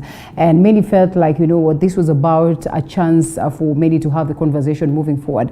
But from what we get or we gather today is that there are likelihoods that the process start tomorrow. Yes, as a 25th. Should be It should be tomorrow. It's tomorrow on Wednesday. So the question is there much that has happened from that time that it was postponed to now that we can confidently say that indeed the process should go on or start? Let's say this. The reasons that the BBI Secretariat gave for the postponement of the collection of signatures was that they had not printed the bill. It is not, it's got nothing to do with consensus or anything. They had said they had not published the bill, which is true because it had not been published and we never got to see it. And I think now they have published and they are ready to collect signatures. Then the million-dollar question becomes, is it possible to collect 3, 4, 5 million signatures as they were saying in 7 days? And the answer is simple. On the 26th of October last year and on the 8th of October, 26th of October 2017, Uhuru Muigai Kenyatta garnered 8 million votes in one day. And the previous election of the 8th, about 14 million people queued and were able to have, and by the way, look at it this way, every person who voted cast 6 ballots. So MPA, MCA, MP, all the way 6. This is going to be a smooth process. So all I'm saying is this. They have the numbers. If you multiply 6 ballots, if you multiply 6 ballots by 14 million Kenyans, it tells you that they were able to collect in excess of 70 million signatures in one day. So to collect for them, to collect 3-4 million signatures in a week. Ouch. So this is what I was coming to. Yes. Now the people who are opposing BBI are very interesting and very sentimental, and they make me laugh sometimes. I see them online. They are saying, do not give money to BBI right now. The priority is COVID. And I've always said COVID found BBI. BBI did not find COVID. So we need to work around how COVID has come. And I can tell you the US has held elections, having lost 250,000 Americans. Tanzania is holding elections. Democratic processes will not come to an end because a pandemic has come. And let me tell you, no. Let's continue. BBI, let's think about it. If BBI had not come, would probably not even have a nation to be sitting here like this. Remember how this country was. There were people who were saying resist. No, it started with the handshake. The handshake birthed the BBI. So we would not probably be here. There were guys who were saying resist. She's probably one of the people who changed her SIM cards and stopped taking Brookside milk, and she's here saying no. Resist. And I can tell you, the country was in a bad state. No, but you cannot. This is that narrative and that they keep pushing. That, this we one brought together a nation that can actually have doctors who now need PPEs, because then at that time would not even have had medical facilities to start with. So we are at a point where we need to ask ourselves, we have a serious medical problem that has come, that we are losing about 25 Kenyans in a day, though we lose hundreds to malaria in a day. And we need to ask ourselves, how do we come up with a process that will continue, because BBI is important, whether you like it or not. It's a very important process, by the way. Hold it right there, Ben. Let's allow them to interject on this, so at least we're able to do. It's very unfortunate that people come to national TV to lie to Kenyans. That, if we didn't have BBI, we wouldn't have our country. What kind of a statement is that even? You understand? What are you trying to say? That the sovereign will of the people, it means nothing. That it has to, that two people are the ones who held this country and built it. that all the other hardworking Kenyans like Gloria or whoever is out there who is waking up every day to go and build the nation, that they are nobody and their handshakes and their peace in their own little communities didn't matter. You see, that kind of, yes, by the way he said something about, I was probably one of the people who are resisting the NRM movement. Absolutely. In fact, I led that. Yes. I was part of the people who are leading the youth saying we must stop drinking Brookside and all of that. But I woke up to realize there was no canon. We had to make that canon. I realized actually, you know, this thing that he's talking about, I've been there. I've been a supporter of Raila Odinga. You were here in 2007, 2008? Yes. Okay. And my son was born in 2008. Oh, yes, so yeah, I remember you mentioned that here. what post-election violence meant at that time. Yeah. And I was part of the people who are really pushing, we are going to canon, this has to happen to maybe Wakurano. But I had to stop for a moment and think, really, where is this canon? Yeah. Who is building this canon? Is it only one person who can build that canon, who can take us to that canon? You understand? So at the end of the day, when I hear, you know, like my colleague talking about without BBI, we wouldn't have a country. You're abusing 50 million Kenyans. Okay. Yeah, because you're telling them that their thoughts and their hard work, and every day when they wake up to go and hustle, it doesn't count unless former Prime Minister Raila Odinga shakes the hand of Uhuru Kenyatta. We have a country, we will still have a country. And by the way, this fear narrative, that every time you're bulldozing, when you don't get what you're supposed to get, then now you start using fear. Msipofanya hivi, tutafanya hivi, you know, nini, we'll be like South Sudan. We are not buying into that fear narrative anymore. We are not going to buy into anything that is going to push us to a point that we were in 2008. And it's very, very unfortunate that those are the theatrics that Akina Honorable, what was his name, Otiendo Omolo are now using. And that's the communication that is being. We are not going to accept BBI unless you talk about the things that we want us to talk about. And we are not going to reach a point where you're going to start telling us without BBI we have no country, because we are not fools. Okay, for a moment my worry then would be, I know we're coming to you, Gloria. Reality is that I know on this very set I've hosted more than almost 50 people that have their own different view and their own different proposals that would want incorporated on the BBI. Yeah. How realistic and practical that can be is a question mark. It is not realistic and it is not practical that all those views will be incorporated. But if you look, for instance, at what we are trying to push with the youth agenda, we have an issue of unemployment.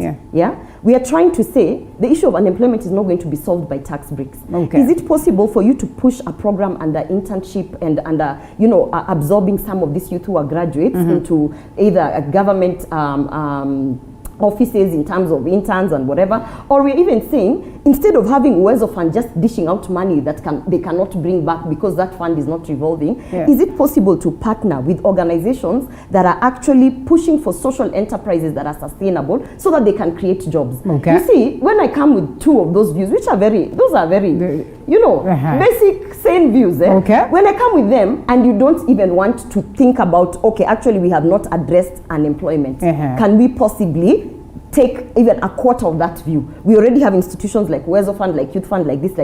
You know, you sit with the youth and tell them, fine, we understand the unemployment is this. We might not be able to take your list of 1,000 things, but here is one thing we can give to you. So it's not practical that they can that we can get all these views from the religious leaders, pastoralists, youth, whoever, and put into one document. Never. But the fact that there is not even the goodwill of sitting down with those people.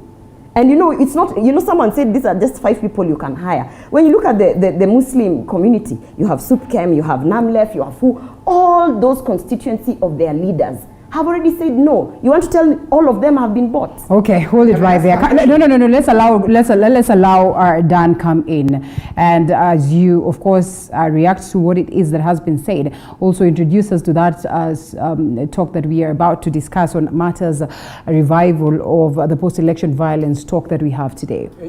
I am surprised by the sentiments of Ben. I've never seen Ben on this, that kind of sentimentalism. One of the issues that we are grappling with as a nation, and we said it here very well, the coronavirus is a global phenomenon. We agree, Ben. It came at a time when everybody wasn't expecting it, that it has this kind of ramification that we are not in.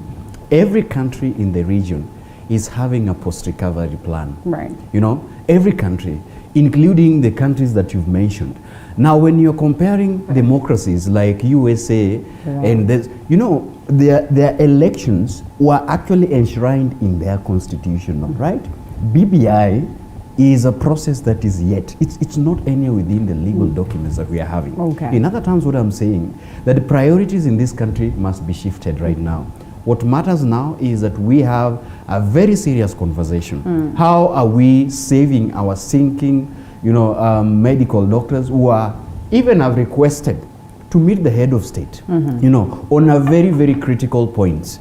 They have not been granted permission, but people are meeting to discuss BBI. Yeah. Even the proponents of BBI, the people who met the leaders of Mount Kenya yesterday, did not even issue a statement about the needs of post-recovery, even about the needs of the plight of medical doctors. What are they fronting? That this must be contested. So you see, our priorities have ever shifted to be very wrong.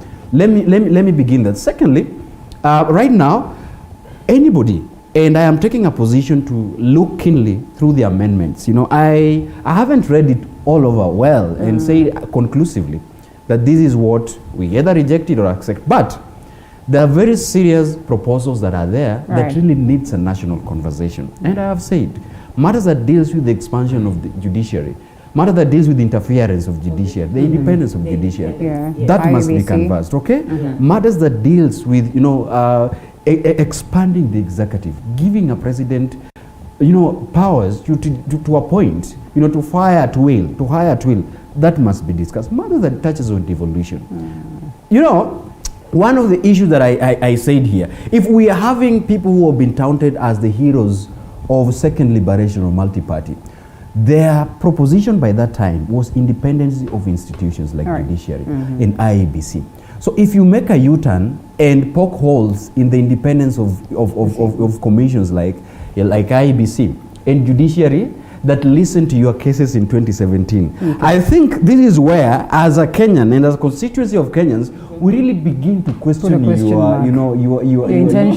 intentions with BBI and all these documents. So for me as a Kenyan, I am still reading the document and, you know, critically reading it with my interest at heart. Because everybody is taking a position. Everybody is taking interest at heart. Now, as issues of post-election violence, Linda, we have been for some time been on a relief, at least an island of peace. You know, we've offered refuge to our neighbors who are fleeing from Magufuli, right? And we've accommodated them. Our friends in Uganda who are fighting against oligarchy and octogenarian leaders, you know, pure you know, suppression of people's rights. People are being killed on the streets. People are being maimed, even innocent young people. People who are being, and you saw, we saw this in post-election violence in 2007. We saw it in 2017. The quietness of a country like Kenya right now would be very critical that we discuss this issue. And therefore, we have also begun to follow suit by introducing the cases again. Okay? I am not saying that those who suffered during 2008 post-election violence should not be listened to. Of course, the wheels of justice rolls. Pole pole mpaka tufike hapo. But I am questioning, how are we doing it? I mean, are we doing it with an intention of pointing a finger? Or anybody will say that, you know, I was in Kibera during 2000 post-election. I saw exactly what happened. You know, by that time, we were at the heat of those bullets that were being sprayed up and down. We were at the heat of young children where tear gas are thrown into the house. So we know what we are talking about. So this time, I think the process should be questioned with timing and the intent. Okay. Well, Kinoti, that is the DCI, argues that we have enough stamina as a country to prosecute these cases. That it does not go. That it doesn't have to go to that level of the ICC or, you know, us getting it to different, courts. That would be regional courts. I don't know whether we have one that is strong enough to deal with African issues in the first place. So, do you suppose that indeed such is a statement that we can go by? Let's ask ourselves, and I have always wanted to ask myself this question. If tomorrow I want to vie for political office, are there things in my past that I will have to worry about?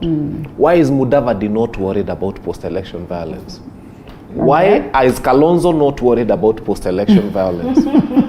We need to become leaders who do those things that we shall not be ashamed of tomorrow.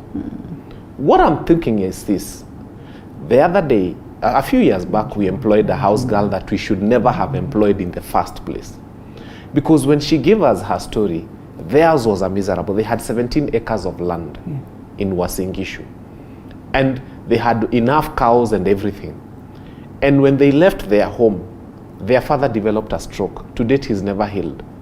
Because they left land which today is occupied by a different person whose name is known.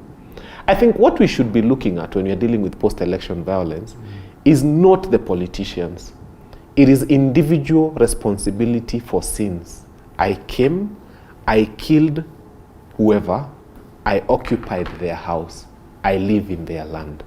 That person should be in prison, and the person from whom that land was taken should be given back their land. Okay. Let us look at it purely from that perspective. Out of the 118 cases I have seen, I have not seen a case where William Ruto has been accused of occupying somebody's land or killing someone with a machete. So let us not politicize this issue. There is an Ojwang.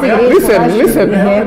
There is an Ojwang, there is a Kamau, there is a Kipkoril, there is an Otieno. Because I'm telling you, there were people who were displaced in Uasin Gishu. There were people who were displaced in Nakuru. There are people who were displaced in Nyeri. There are people who are displaced in Kisumu. That much you know. Even Kakamega. I have friends who lost land in Kakamega and have never gone back because they were Kikuyus. So all I'm trying to say is let's not look at post-election violence from the point of politicians. Let's look at genuine Kenyans who lost land. Can you imagine today you live and you see that was your house which you built and you can't, and you know who is living in that house. So let's deal with it from that angle, because if we do it that way, then there will be healing, there will be justice. But if you start looking at it from the point of we are trying to crucify politician A or B or C, and then again I ask ourselves as politicians, why do we want to allow ourselves to have a history that will speak ill of us? Look at Mudavadi. Mention anything. He's not afraid. Look at Kalonzo. And I'm not saying he's clean, but I'm saying let us be the kind of politicians who, when every scandal is mentioned, you don't start saying they are targeting me. Ni dam ni mimi. Sijui ni post-election ni mimi. Sijui ni nini ni mimi. Kwani what's wrong with me? Before we come to Gloria, let's first of all remind ourselves or listen in to what it is that the DCI had to say. And then we come back, see just how realistic it is to even achieve what it is that Ben speaks about, where we're not going to politicize the process and it's going to be fair and square about ensuring that justice is served. Nakumbuka what happened kwa ile kanisa yetu ilikuwa inaitwa Kiambaa. Pale mtu anamkimbilia Mungu, unamfuata ndani na unaambia huyo Mungu bure. Unachoma, unajaribu mwingine yale amechukua kusema haisuru. Kama ni kufa, hata hii watoto jameni msiue, wasichomekee kwa kanisa. Anatoa nje, mwingine anarudisha ndani. Hata kama walifanya wakati hiyo. Na wengine tunawajua wako kwa starehe kule, walifaulu kwa mashamba ya watu, mali ya watu walichukua, na wengine hata wanapitia juu ya kaburi ya wale waliua. Hiyo tukawaambia leo msio na wasiwasi yoyote. Tafadhali. Inaweza kuwa ilifanyika. Mtusamee. Tunawaambia sio tena. A statement that would sound so simple yet very heavy. And just picking it up from where Ben left it. How possible is it for us to have this conversation without politicizing it, knowing very well that this culminated from politics itself, and knowing very well that we still have the cases of matters ICC that bedeviled the Deputy President lingering on as they await to see whether they can gather enough evidence? You know, I even talking about this, you know, I see people talking casually about post-election violence. See my colleague Ben talking about it, it's like you wake up and you're going to the shop and then, you know, something happened and then, you know, we'll come back. You know, anytime I hear anyone bringing that conversation of what happened in 2007, 2008, I get goosebumps because I have interacted with victims of post-election violence. And it is not as simple as people are talking about. Justice is not as simple as here is your land, go back inside. These people lost lives. These people lost, some of them are traumatized for life because the things that they saw, the things that they witnessed, and the idea for me, the idea of using a victim of any kind of human rights violation to achieve whatever, to me, it's first of all, it's very inhumane. Yeah. So when I was even listening to Kinoti speaking, he speaks with such ease about, very simple statements. Watu walifanya hivi and na sasa tunawajua, and it's almost as if he was not in this country when 2007, 2008 happened. It's almost as if he didn't experience that anxiety that any moment now somebody will come to my house and butcher all of us. So for me, first of all, having those kind of conversations being held with such ease, I question every intent of that individual, whether it is Kinoti, whether it is my colleague Ben, whether it is a politician. But I question every time, I question the intent. It's like, what are you trying to achieve with this? And please let me remind Ben, when he's talking about these are victims, they were there, they were in Kiambu or wherever, the places he wants to put. Let me remind him that 2007, 2008 was one incident.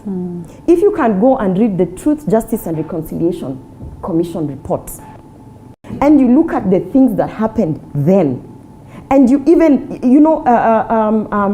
one of my family members actually worked for TGRC when they were putting that report together, going to speak to those victims, doing investigations and stuff like that. And till now, she's absolutely traumatized from having to hear those experiences. You understand? Right. And this is not a victim. This is a person who was gathering that information. She's traumatized. Now imagine what any individual would be, what intention they'd be having to come and now pick that victim and tell them, come here, come to this camera here, sema tu venye mulifukuzwa na nini na nini. You get what I mean? So first, if we are truly talking about uniting this country, and if Kinoti is sincere, and if this government is sincere about justice for those victims of violence, whether in 2007, 2008, or those who are even in the Waki report, can they first tell us, what is this conversation we are having? Is it about uniting Kenyans? Is it about achieving justice? Or is it about reviving things for political mileage? And my issue with the statements that came out yesterday really was about, why are we addressing victims of a certain place? Let's talk about all the victims that were affected in Kenya. I'm from Kisii. We have victims of post-election violence in Kisii. Let's see that same energy. I mean, if we're being truly honest about all Kenyans are equal, and whether you are in Uasin Gishu or whether you are in wherever you are equal. Yeah. And I heard Mandago speaking, was it yesterday when he gave his press conference?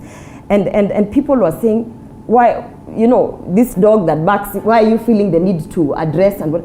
He has to feel the need to address that because that's his county, he's the governor. Yeah. You understand? So, to even now start questioning why you're coming to give press conference, he's the governor of that county. So, I mean, if I'm the governor of Kisii County and someone comes and tells me we are going through the Truth, Justice and Reconciliation Commission report, and we have done investigations and we are found here in this constituency in your county, this is what happened.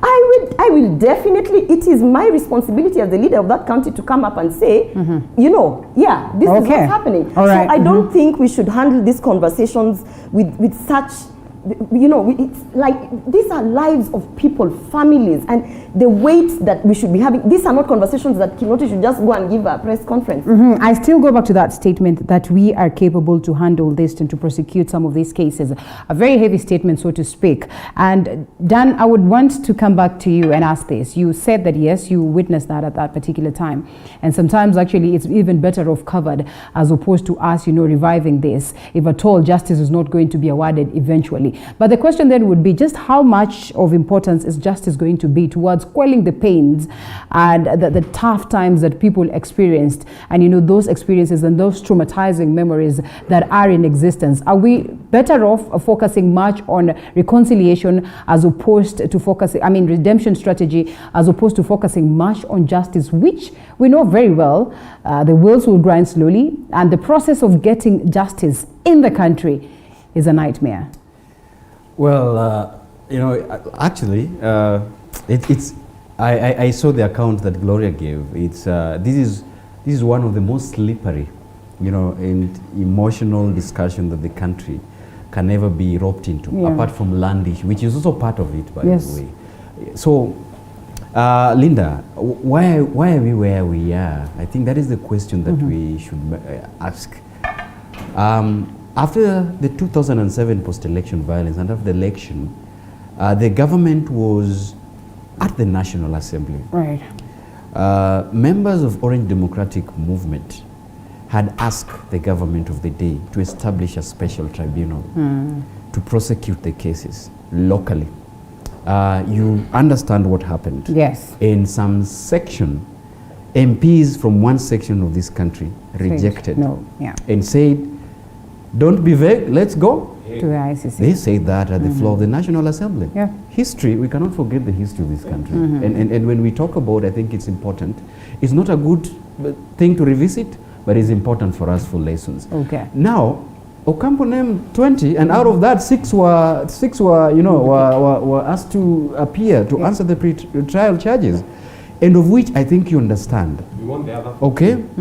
The incoming Jubilee government, riding on a manifesto of national unity, okay, the dynamic duo of President Uhuru Kenyatta and DP had actually even made it a very peace pact at Afraha Stadium and say, can we cease hostilities? One of the agendas that we want to do for this country in our government is to do what? Is to unite. Come forward. President Uhuru Kenyatta, addressing a nation in the floor of the National Assembly, apologized for the past. And he said he will be responsible for what happened, and on behalf of this country, he is taking that as a personal apology. Okay?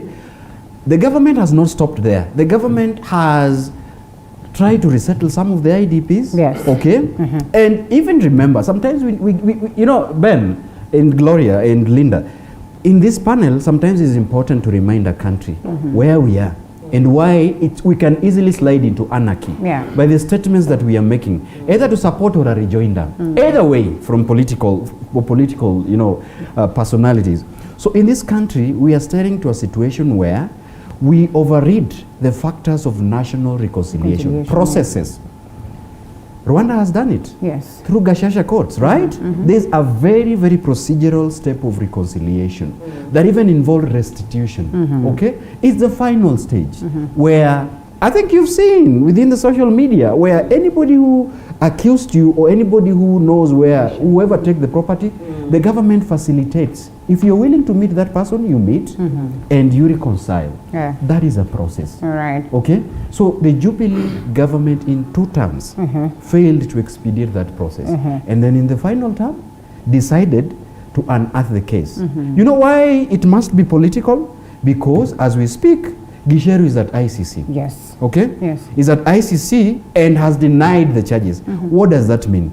If any court of law you deny the charges, you are giving a prosecutor time to go and investigate. Yes. So where is it going to investigate? In the Lastly, Kinoti must take a personal responsibility. If by that time, Ocampo was asking for witnesses, okay?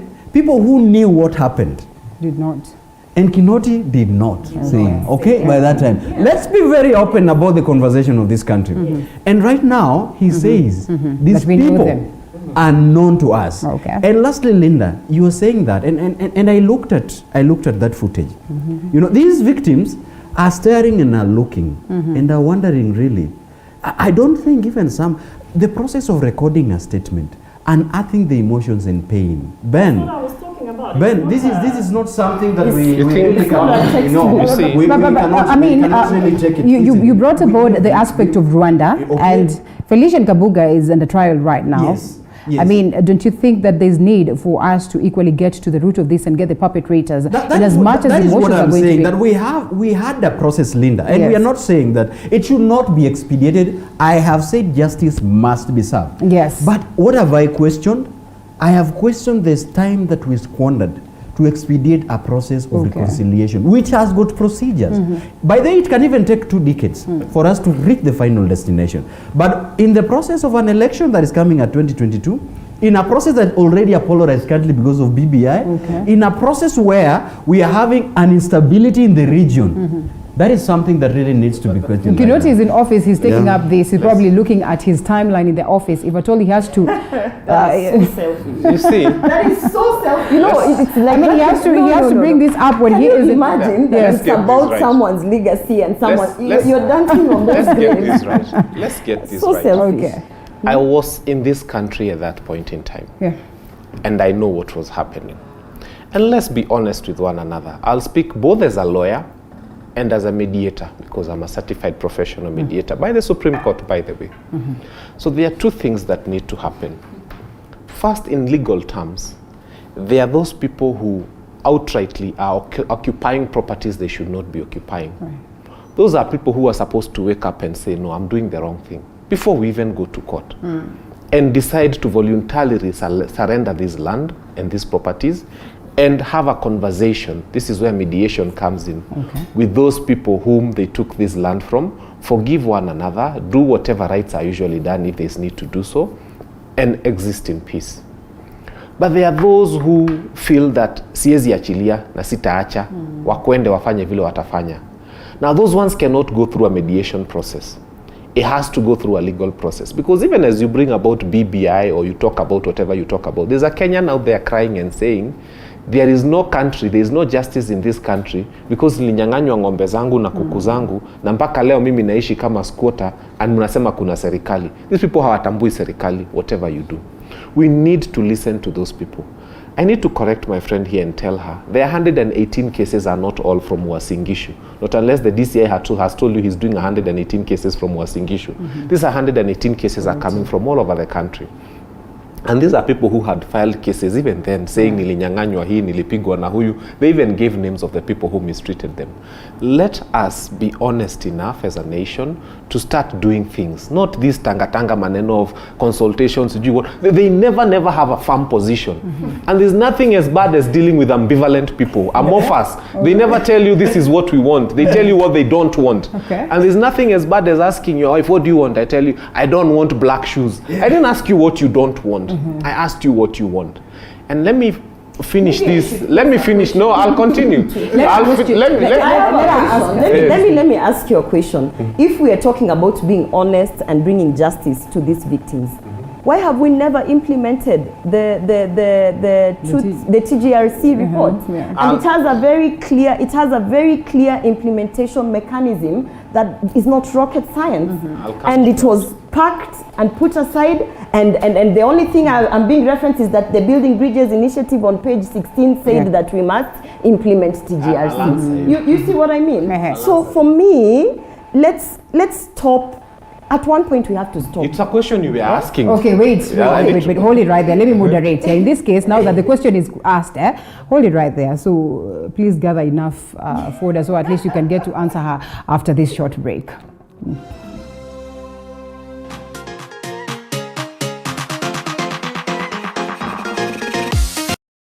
Life is a journey, and we all have ups and downs, highs and lows. And celebrities are no exception. Do you know I couldn't pay rent? Do you know there's a time I went 3 days without food? If you read my book, I ate Colgate for dinner. On Coffee with Movie, we get up close and personal. Nilizaliwa hivyo. Yes, mimi sijawahi ona. We have candid conversations that are inspiring. Na acha nikwambie, mtu amebarikiwa na mlikuwa nyote mko kwa line, mko kwa foleni. Huyu akibarikiwa si ametoka, bado foleni nasonga. Wewe ni next. Humorous. This is going to be the craziest interview ever. And life-changing. Success is value system and the legacy you leave. Coffee with Movie, every Sunday at 8 p.m. only on TV 47. Every muscle, every bone is our concern. A lot of pressure with both your hands, you're going to collapse the infant's chest. Any pain, There you go. You calm down, calm down, calm down. any discomfort, we have just the right doctor. I'm a consultant breast surgeon. I'm an emergency care specialist. A chiropractor. With just the right remedy. Majority of patients will actually just require supportive treatment. Join us on Body Garage every Wednesday at 8:30 p.m. because we care.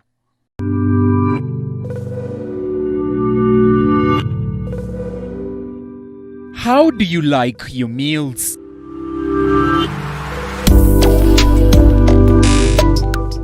Sweet and tasty or spicy and savory?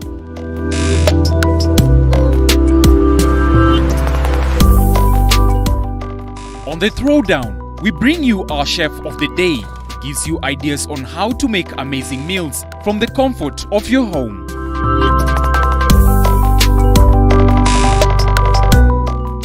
Every Sunday from 6:30 p.m.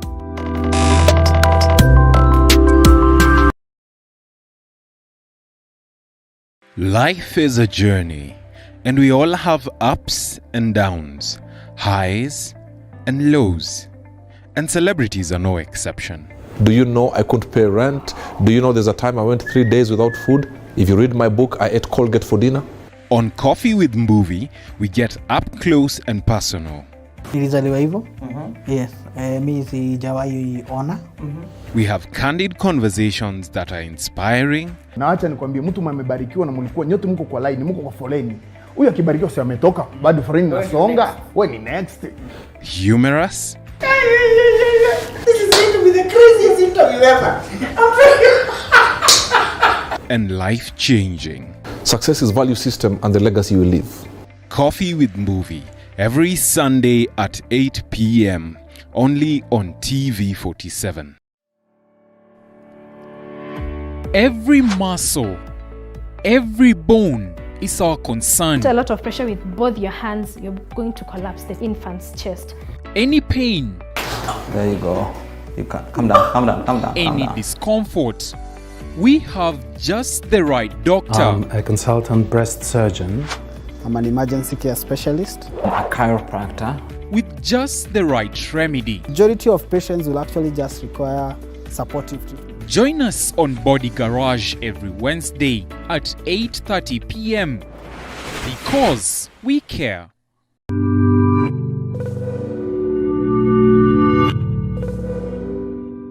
How do you like your meals?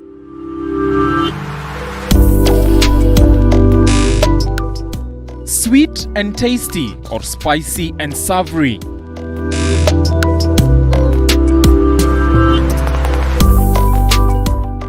On the Throwdown, we bring you our chef of the day. He gives you ideas on how to make amazing meals from the comfort of your home.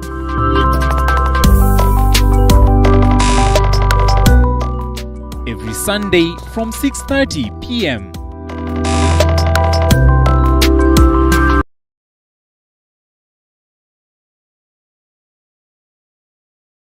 Life is a journey, and we all have ups and downs, highs and lows, and celebrities are no exception. Do you know I couldn't pay rent? Do you know there's a time I went 3 days without food? If you read my book, I ate Colgate for dinner. On Coffee with Mbuvi, we get up close and personal. Nilizaliwa hivyo. Yes, mimi sijawahi ona. We have candid conversations that are inspiring. Na acha nikwambie, mtu mmebarikiwa na mlikuwa nyote mko kwa line, mko kwa foleni. Huyu akibarikiwa si ametoka, bado foleni nasonga. Wewe ni next. Humorous. This is going to be the craziest interview ever. And life-changing.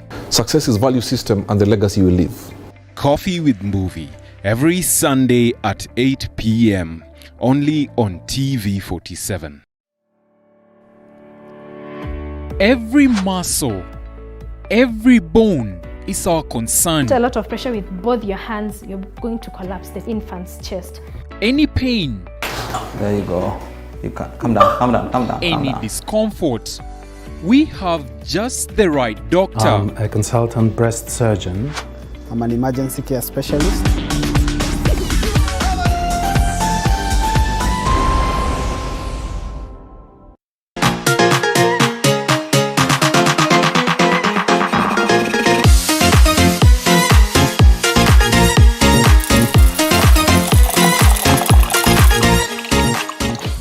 All right, welcome back to the broadcast. We still have Gloria Roba, who is a youth policy analyst. We still have Daniel Lurogo, convener, Kenya on the Move, and political commentator. And we also have Ben Kinothia, who's a lawyer and also a political analyst. And here we are. Ben, we were with you. And I mean, the question is clear. If we're talking about justice, we're talking about reconciliation, we're talking about, ensuring that these people have what it is that is theirs recovered. Then she questioned, why didn't we implement the TJRC report? I'll tell you this. First and foremost, as a lawyer, for criminal matters, there's no limitation.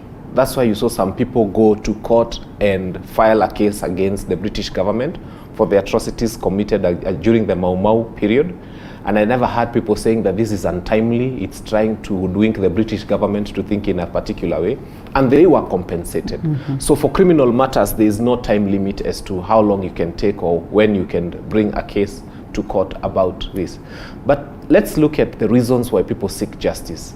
There are many, but one of them is to punish the wrongdoer, and the other one is to prevent such instances. Unasikia koti ikisema ili iwe funzo kwa wengine wenye tabia kama hizo. That's to deter.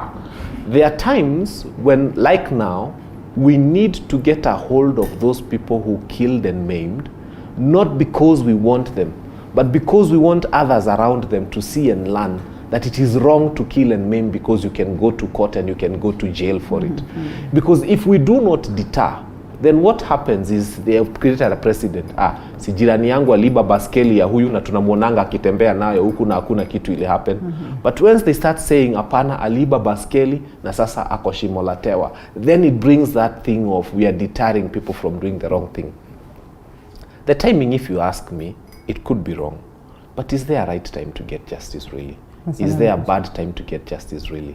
I think as long as we are going to try as much as possible, and I hope Kinoti will do this, to separate that process from politics. Right. I know it came from politics, but let us not look at this process in the light of ni mwanasiasa fulani alifanya. Let us look at it in the light of Jambi lost her land, or Otieno lost his life, or so-and-so lost this, and that loss was occasioned by so-and-so. So this person who occasioned this loss carries that as an individual. I was trying to get his and thoughts if they on do that, why, because he's just done a lot of this. The TJRC stands for truth, first of all, finding the truth, getting justice, then reconciling, okay? And then life after. We are talking about Kinoti. Now, I was asking, because he is saying that, there's no timeline for justice. And anytime anyone can come up and akumbuke alifanyiwa something, and this is what is happening. I'm saying sincerely, if this government is about reconciling or bringing justice to those victims of post-election violence, we have the TJRC report. And that report is very detailed. It's very detailed. I've read it. It's very detailed. It has an implementation mechanism. Forget even the TJRC. We have the WACO report. Again, you see why people like have pass exams. And at the end of the day, now you're bringing the Building Bridges Initiative report, where now they're pointing out, let's implement this, let's implement. My point is, this government, the Jubilee government, if indeed that we are trying to unite people and bring justice to these victims of post-election violence, then we should be seeing some consistency in the manner with which they are handling all these issues. Right. And by the way, every time someone says the name of, every time you mentioned earlier that William Ruto was not mentioned here or any. I want to remind guys, William Ruto did not go to ICC alone. Yes. Yeah, they are conjoined.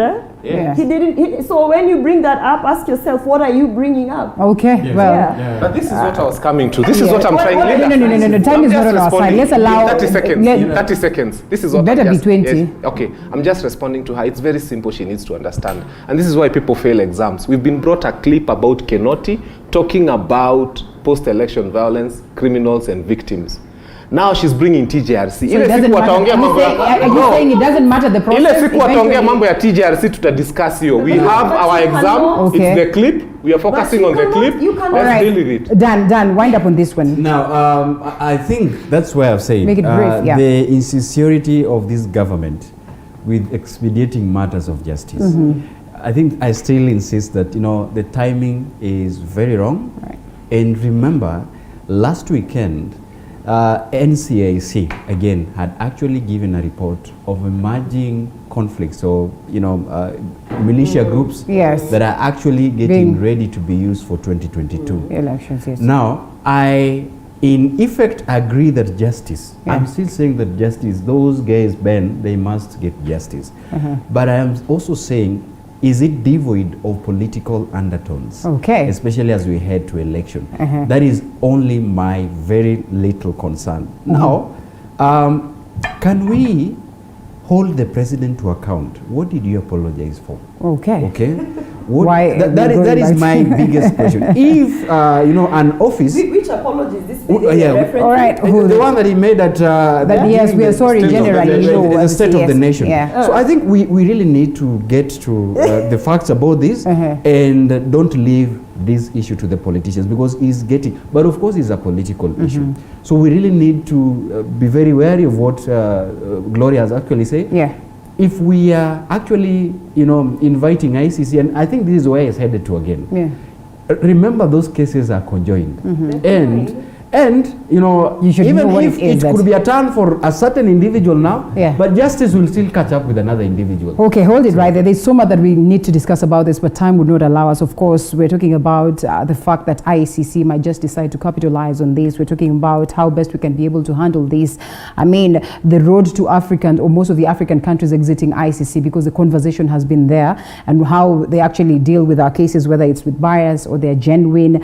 And of course, the witness protection program, which is crucial at this particular point. We're not going to delve deep into that, but we look at it, it's a developing story. And because time is not going to allow us to ponder more on the two other subjects that I had picked on matters COVID and, of course, the aspect of the terrible pictures that we see today about our youths and our teens. I think I'll just allow you, say, 30 seconds to give your sentiments on that. Our morals are collapsed to that level? Untold stories that have been in existence anyway? Have parents failed? Now the teachers are busy saying that, mlikuwa mnasema nini nini, so it's happening. In very simple terms, our teens are following what their mothers are doing. Ouch. The bulk of their this, mothers? yes, and fathers. Please, What they are, use that statement for a second. Linda, Ben, our really? teenagers Okay. are following what their parents are doing. Thank you. Right now, Thank you. this is what I was getting. Okay. No. Look here, Linda. Hashtag tuko K1 mpaka 5 asubuhi. Hashtag look at the Facebook pages and Instagram pages of the parents who are in their 40s because they are the mothers of teens today. Yeah. In fact, thank God for the curfew. They were staggering or driving home at 4 a.m. Yeah. So the kids, and you have a bar in the house. Most modern houses now have a small section you call the bar in the house. Yeah. So what do you expect of your child? I think, and I can tell you the bulk of these are from parents who are living that kind of lifestyle I'm telling you. Hashtag we drank until 4 a.m. Yeah. So that is what they are following.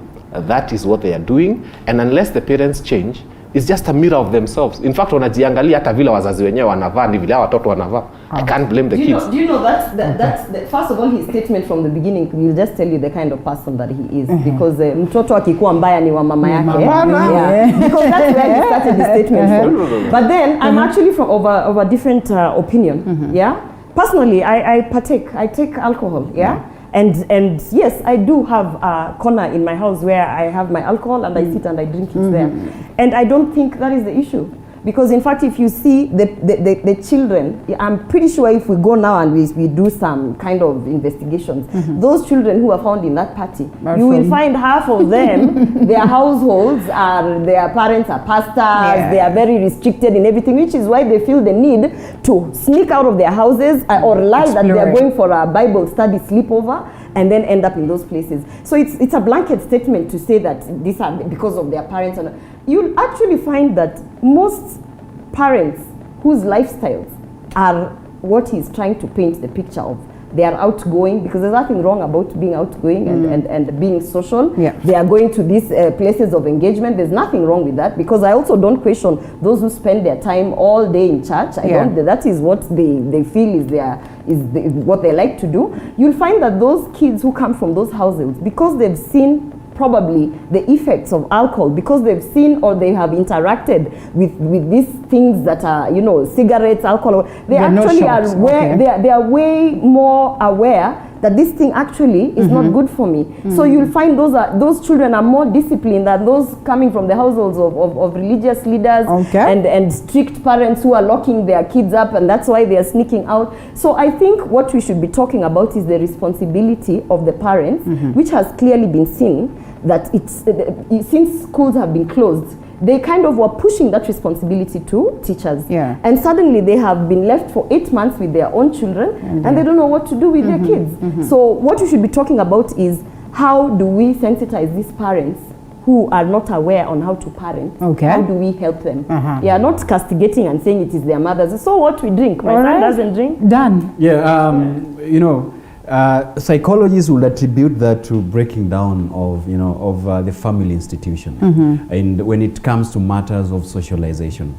And I'm trying to weigh in with my colleagues and trying to get a balance. The thing is that it's the virus has exposed the challenges that the family faces when it's upbringing and socialization. And as Gloria has captured is that you see from parents who didn't have much time to socialize their children, now you are given 8 months to deal with them, and then you realize that school was playing another very critical role in terms of bringing up the children. And now that they are closed, you really don't know exactly how to go about that. So there was a discussion on how to introduce sex education, and the religious institution actually said this is not something that we would actually allow to happen. And all cadres of society are not open to that kind of socialization, or rather education. So what I can actually deal with right here is that, can we begin to re-socialize our institutions? Like, what is the role of religion in acculturation? What is the role of schools? What again is the basic unit in the society as a family when it comes to institutionalization? Lastly, the 21, the 14, tomorrow will be leaders. In the assemblies, okay? And we'll be asking, how then did we end up here? That's an interesting one to end on. And thank you so much, Gloria Roba, Youth Policy Analyst. It was good having you this morning. Daniel Orogo,